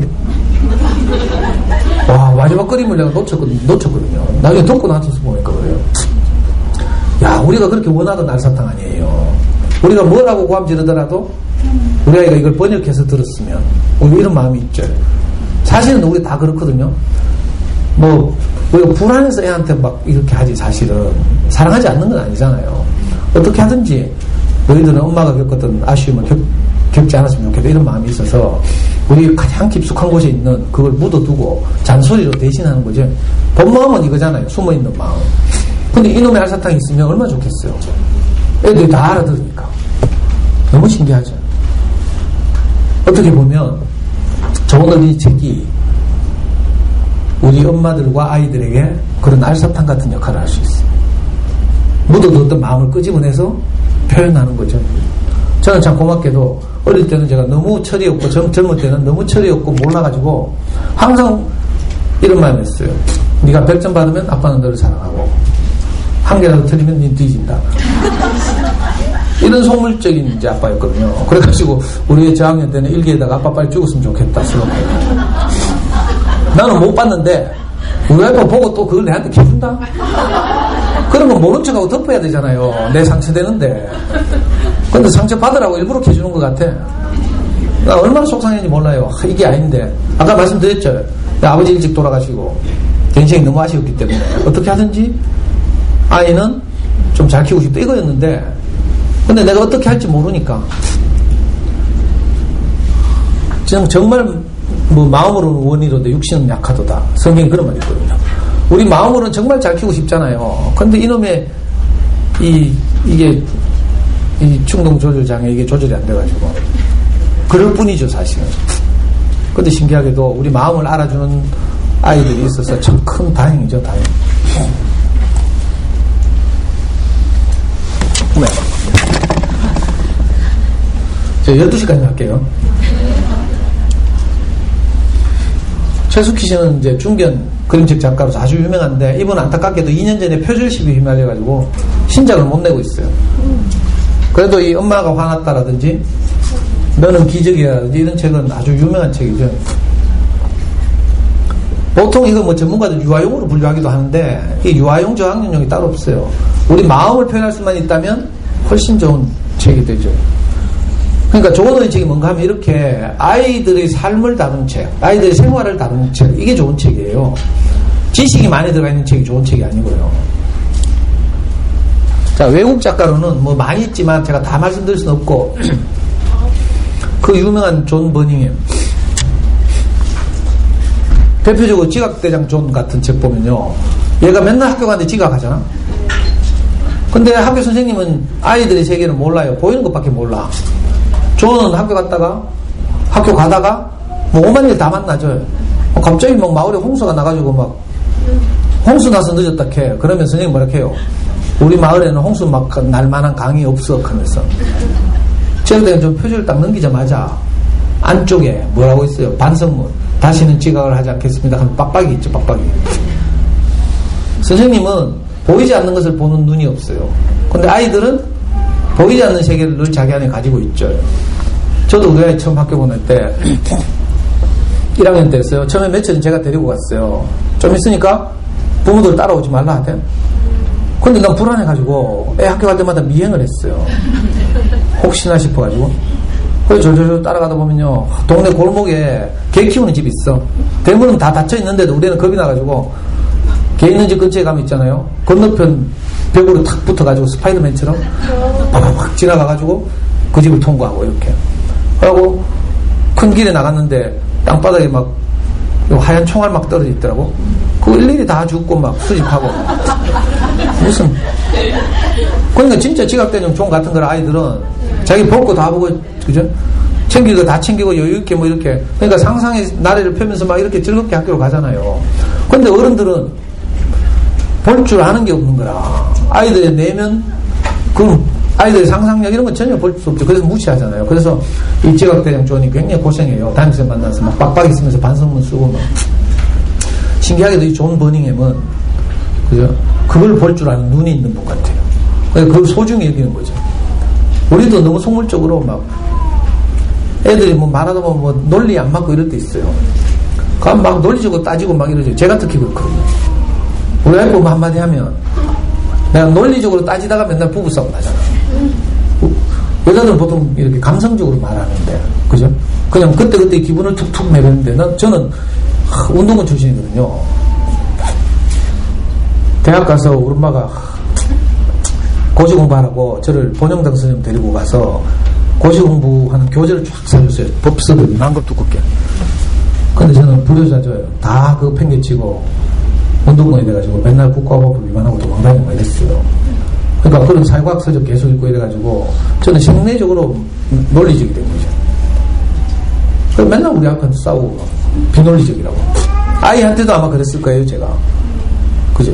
근데 아이들은 그 논리로 설명할 수 없는 무엇인가가 있죠. 자기만의 세계, 상상의 세계도 있고요.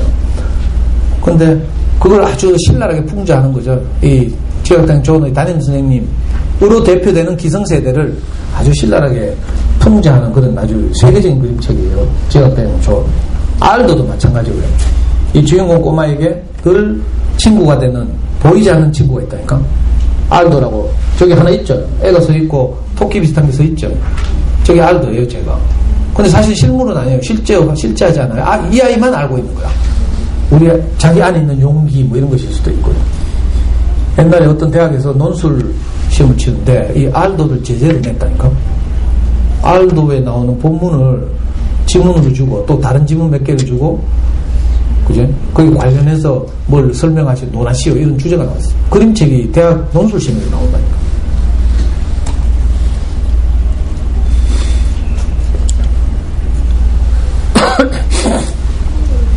페트리샤 폴라코는 아주 감동적인 작가인데요. 이 페트리샤 폴라코가 쓴 대표적인 작품이 고맙습니다 선생님 있죠. 고맙습니다 선생님 보면요, 페트리샤 폴라코는 글자를 몰라가지고 학교 수업에서 굉장히 어려움을 겪고요. 맨날 친구들한테 놀림을 당하고 이래요. 근데 하루는 5학년 때 담임 선생님이 부임해 와, 폴카 선생님인가? 선생님이 부임해 와가지고요, 이 페트리샤 폴라코가 글 모르고 뭐 이거 못하는 거 지적하는 게 아니라 쉬는 시간에 보니까 페트리샤 폴라코가 그림을 그리는데 너무 그림을 잘 그리는 거야. 학교에서는 완전히 막 학습 부진한데. 그래가지고 이 선생님이, 야, 너는 그림을 참 잘 그리네? 이렇게 칭찬했어요.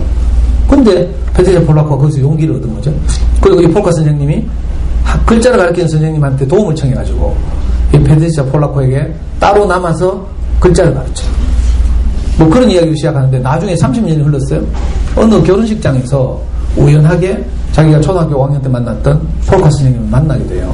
그래서 너무 반갑다고 막 압수하고 폴카 선생님이 이렇게 물어요. 그래서 너무 반갑구나. 요즘 어떻게 지내? 이렇게 뭐 하면서 지내? 이렇게 물어요. 그랬더니 이 페트리샤 폴라코가 얼굴이 빨개지면서 저는 어린이 그림책을 만들고 있어요. 사실은 선생님이 초등학교 5학년 때 내게 용기를 주셔서 그때부터 제가 자신감이 생겨서 조금씩 노력해서 지금 세계적인 그림책, 이 여자는 세계적인 그림책 작가가 됐어요. 이 실화예요, 실화. 자기가 겪었더니. 우리 아이들에게도 어떤 선생님을 만나는가가, 또 어떤 내용의 격려를 받는가가 이렇게 많은 영향을 미치는 거죠. 그거 제가 성경 이야기해서 미안한데요. 하지 말자. 시간이 없어서 못하고. 자, 요즘 뜨는 핫한 작가예요. 이거 굉장히 위트 있고 해학적인 그런 그림책인데요. 내 모자 어디 갔을까 3부작이에요. 아니, 이거 안 찍어도 되는데. 다음 카페 대구 부모교육연구소 검색해서 들어가시면 제가 지금 한 10년인가? 모든 강의가 다 동영상으로 촬영돼서 올라가 있고요. 좋은 어린이책 목록은 엑셀 파일로 정리돼서 올려놨어요. 학교 도서관에서 혹시 어머니들 보고 좋은 책을 추천해달라고 하면, 그죠? 그런 엑셀 파일을 내려받아서 그 중에서 학교 도서관에 없는 책을 구입해달라고 부탁하면 되죠. 그것도 유명한 그림책들이고요. 제가 시간이 없어서 그냥 잠깐만 보여드리고 가겠습니다. 자, 이건 글줄책이에요. 이제 초등 저학년용 글줄책. 제가 제일 좋아하는 책 중에 하나가 내 짝꿍 체험대라는 책이에요. 초등학교 3학년 어느 학급에서 일어나는 이야기. 자, 그림책의 노벨상이라고 불리죠. 칼데콧상이라고. 미국에서 출간되는 그림책 중에 1년에 한 권에게 주는 칼데콧 메달, 그리고 몇 권의 노미네이트된 책들에게 주는 칼데콧 아너에서 1년에 한 4권 정도가 생산돼요. 칼데콧상. 영국에는 게이트 그린웨이상이라고 있어요. 이 주옥 같은 세계적인 그림책들이 우리나라에 지금 한 180권인가 번역돼 들어있어요. 그래서 잘 모르시면 알라딘이나 예스24 가서 칼데콧 검색해가지고요, 이 수상작부터 읽혀도 아무 걱정 안 해도 돼요. 그러다 보면 저런 책을 많이 좋은 그림책이나 좋은 어린이책을 잘 만들어내는 출판사도 눈에 띄게 되고요. 그러니까 점점 확산되는 거죠. 요 한 권만 소개하고 2시 됐죠. 12시. 자, 여기 칼데코상 받은 책 중에 일어나요 로자라는 그림책이 있어요. 무슨 책인가 하면, 링컨이 미국에서 남북전쟁을 해서 이제 노예 해방을 시켰잖아요. 그 후에도 미국 남부에서는 여전히 많은 흑백 차별이 있었어요. 지금부터 한 50년, 60년 전에도 그랬대요. 실제로. 특히 인종차별이 심한 종류 중에 하나가 버스에서의 인종차별. 많이 발전했는데도 옛날에 흑인이 버스를 못 탔대요. 근데 이제 좀 발전해서 지금부터 한 5, 60년 전에는 타기는 하는데 앞자리에는 백인이 앉고 뒷자리에는 흑인이 앉고 중간 두 자리만 누구라도 앉을 수 있다 이렇게 정해놨어요. 로자 파커스라는 어떤 아줌마가 볼 일이 있어서 버스를 탔어요. 근데 보니까 자리가 중간밖에 없는 거야. 그래서 중간에 앉았어요. 흑백이 같이 앉을 수 있는 자리. 근데 다음 정류장에서 백인들이 우르르 타더니 앉을 자리가 없거든. 그러니까 이 로자 파커스 아줌마 보고 일어나라고 외치는 거야. 책 제목이죠. 번역을 저래 해놔가지고 일어나요 로자 하니까 굉장히 친절한 것 같네. 꺼져 로자 이런 말이죠. 근데 로자가 버텼어요. 여기는 흑백이 같이 앉을 수 있는 자리라서 나는 못 일어납니다. 그랬더니 버스 기사 아저씨가 와서 또 지랄하면서 일나라고 막 하고요. 또 말 안 듣고 버티니까 나중에는 경찰이 와서 로자 파커스를 연행해 갔어요. 이 실화예요. 이 소식을 들은 그 미국 남부에 있는 알레바마주 수도가 몽고메리라는 도시예요. 저는 직접 가봤어요. 여기 가본 분 없죠? 그 몽고메리에서 모든 흑인들이 그 다음날부터 버스 안 타기 운동을 한 거라. 직장이나 학교를 출근하거나 등교할 때 버스를 안 타고 다 걸어 다니죠. 항의의 표시로.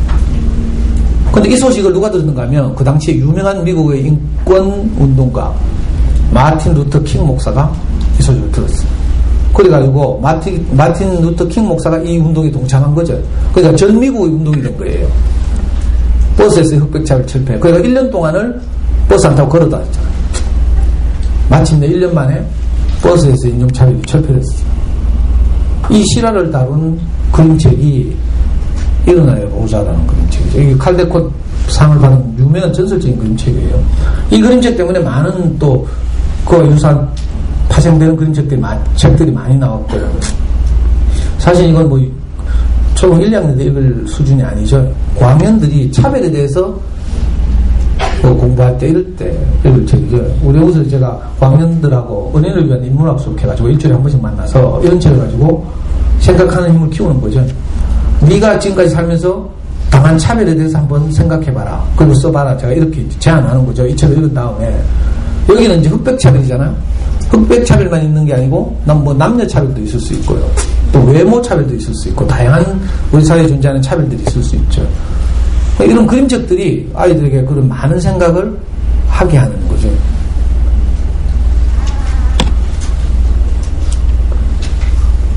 영국에는 게이트 그랜더웨이 상이라고 있어요. 이것도 이제 미국과 똑같은 유명한 그 제일 주는 상이죠. 자, 블랙도 하나만 이야기할게요. 저 집이 크죠? 영국에 미국엔 집이 좀 좋더라고. 다 크고 2층 집이 그렇더라고. 그리고 잔디가 다 있고요. 근데 어느 날 집 앞에 큰 개가 한 마리 나타났어요. 아빠가 보니까 개가 산더미만 해. 그리고 겁이 나가지고요. 창문을 다 잠고 엄마가 딱 보니까 개가 집채만 해. 그래가지고 커튼을 닫혀요. 무서워가지고. 또 이 집에 제일 큰 형아가 보니까 개가 너무 사납게 생겼거든. 그래가지고 현관문을 잠그고 이래요. 근데 이 집에 막내가 4살짜리가 있어요. 나오자 으슬렁거리다가 개를 딱 보더니 문을 열고 나가서 개하고 노네. 그래 하루 종일 개하고 놀다가요. 나중에 저녁 때니까 개하고 집에 들어온다. 분명히 아까 산더미만 하고 집채만 했는데 그럼 집에 못 들어오잖아요. 근데 희한하게 집에 들어와요. 이거 뭘 말하는 줄 알아요? 두려움의 정체에 대해서 말하는 거예요. 우리가 신학기가 돼서 아이들이 새학급에 편성되고 하면 좀 긴장되고 두렵고 뭐 이런 거 있죠. 그럴 때 이런 책을 읽어주면서 엄마가 아이하고 나누는 거야. 두려움이라는 것이 대부분은 물론 물리적 두려움이 있긴 하지만 대부분의 두려움은 심리적인 요소라서 그죠? 내가 상대방에 대해서 두려움에 대해서 어떻게 생각하는가에 따라서 크기가 이렇게 달라질 수 있다. 4살짜리는 아무 선입견이 없으니까 그냥 보니까 강아지라 강아지 알고 보니까 그래서 집에 데리고 들어와서 가족도 함께 놀게 됐어요. 근데 어떤 생각을 가지고 그 대상을 딱 보면 대상이 너무 두려워 보이는 거죠. 우리 일상에서 이런 일이 많아요. 이사를 한다든지 이럴 때 굉장히 스트레스 받죠. 막상 해보면 별거 아닌데 미리 막 이사에 대해서 생각하고 견적내고 뭐 이사센터 직원 오고 뭐 산책 같은 놈 안 오는 거 싶고 막 이런 거 생각하면 굉장히 두렵고 스트레스 받거든요. 블랙독이라는 그림책은 그죠? 이 아이들에게 두려움에 대해서 이해시키고 그죠? 용기를 주는 아주 놀라운 책이거든요. 제가 이 짧은 시간에 다 말씀드릴 수가 없네. 저는 좋은 책들을 우리 아이들이 읽었으면 좋겠어요. 그럼 언제 지식책 읽어요? 그럼 걱정 안 해도 되고요. 아이들 점점 자라면서 책들마다 시대적 배경이나 이런 게 다 있어요. 그래서 좋은 어린이책을 만나게 되면 저절로 다른 분야에까지 관심이 확산되게 돼 있거든요. 그러니까 아무 걱정 안 하셔도 돼요. 지금 초등 저학년 수준에서 자연스럽게 책들을 읽다 보면 책들의 배경 때문에 아이들의 지적 호기심이 점점 이렇게 확산되고 발전할 테니까. 아우, 제가 이 PPT는 우리 카페 오셔서 다운받으시면 되고요. 자, 다음 카페에서 우리 연구소 치시면 뭐 수학 공부법이라든지 뭐 그죠? 잠수의 영공부법이라든지 다른 강의들이 다 동영상으로 올라와 있고 mp3도 다 올라와 있어요. 그래서 혹시 도움이 되시면 참고하셨으면 좋겠고요. 제가 시간이 없어서 뭐 여러분들이 너무 잘 들어주시고 이래가지고 제가 좀 오버해가지고 뒤에 책 좀 소개하고 이래야 되는데 책 소개는 제대로 못하고 가게 돼서 아쉽거든요. 그러니까 제가 PPT 파일 우리 카페에 올려놓을 테니까 이거 필요하시면 다운받으시고 여기 학교 노트북에도 복사해놨어요. 그렇고요. 엄마들에게 마지막으로 권하고 싶은 딱 2권의 책. 한 권은 우리 아이 책날개를 달아주자. 저거는 나온 지 15년 된 아주 유명한 베스트셀러예요. 자녀교육 세계에서 옛날에 제가 잠순회에다 소개해가지고 잠순회에서 큰 베스트셀러가 됐어요. 우리가 가지고 있는 책 읽기에 대한 선입견, 편견 이런 걸 완전히 박살내고요.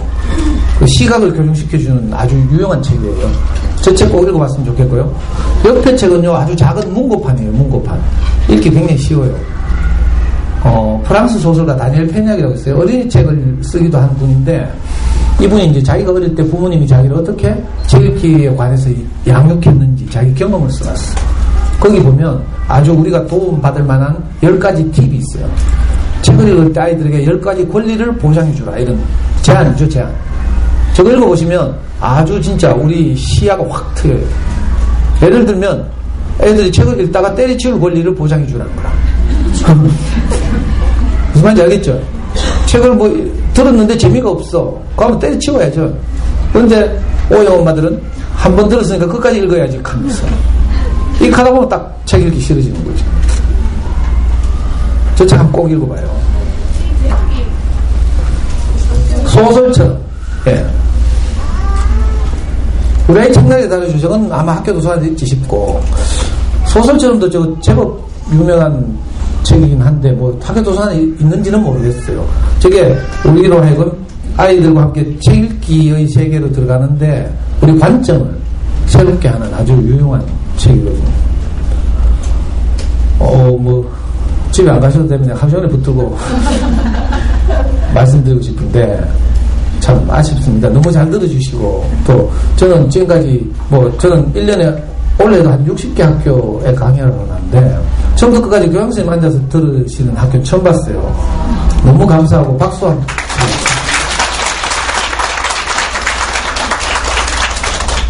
네, 정말 감동이 되고요.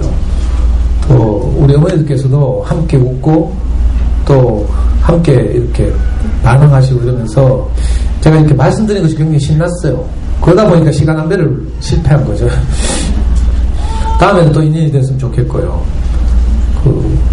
혹시 내년에 또 불러주시면 내년에 엄마표 영어 공부를 하든지 아니면 생각하는 힘을 기르는 수학 공부를 하든지 뭐라도 좋으니까 저는 와서 똑같은 이야기 안 하거든요. 그러니까 걱정하지 마시고 예, 잘 들어주셔서 감사합니다. 행복한 시간이었습니다.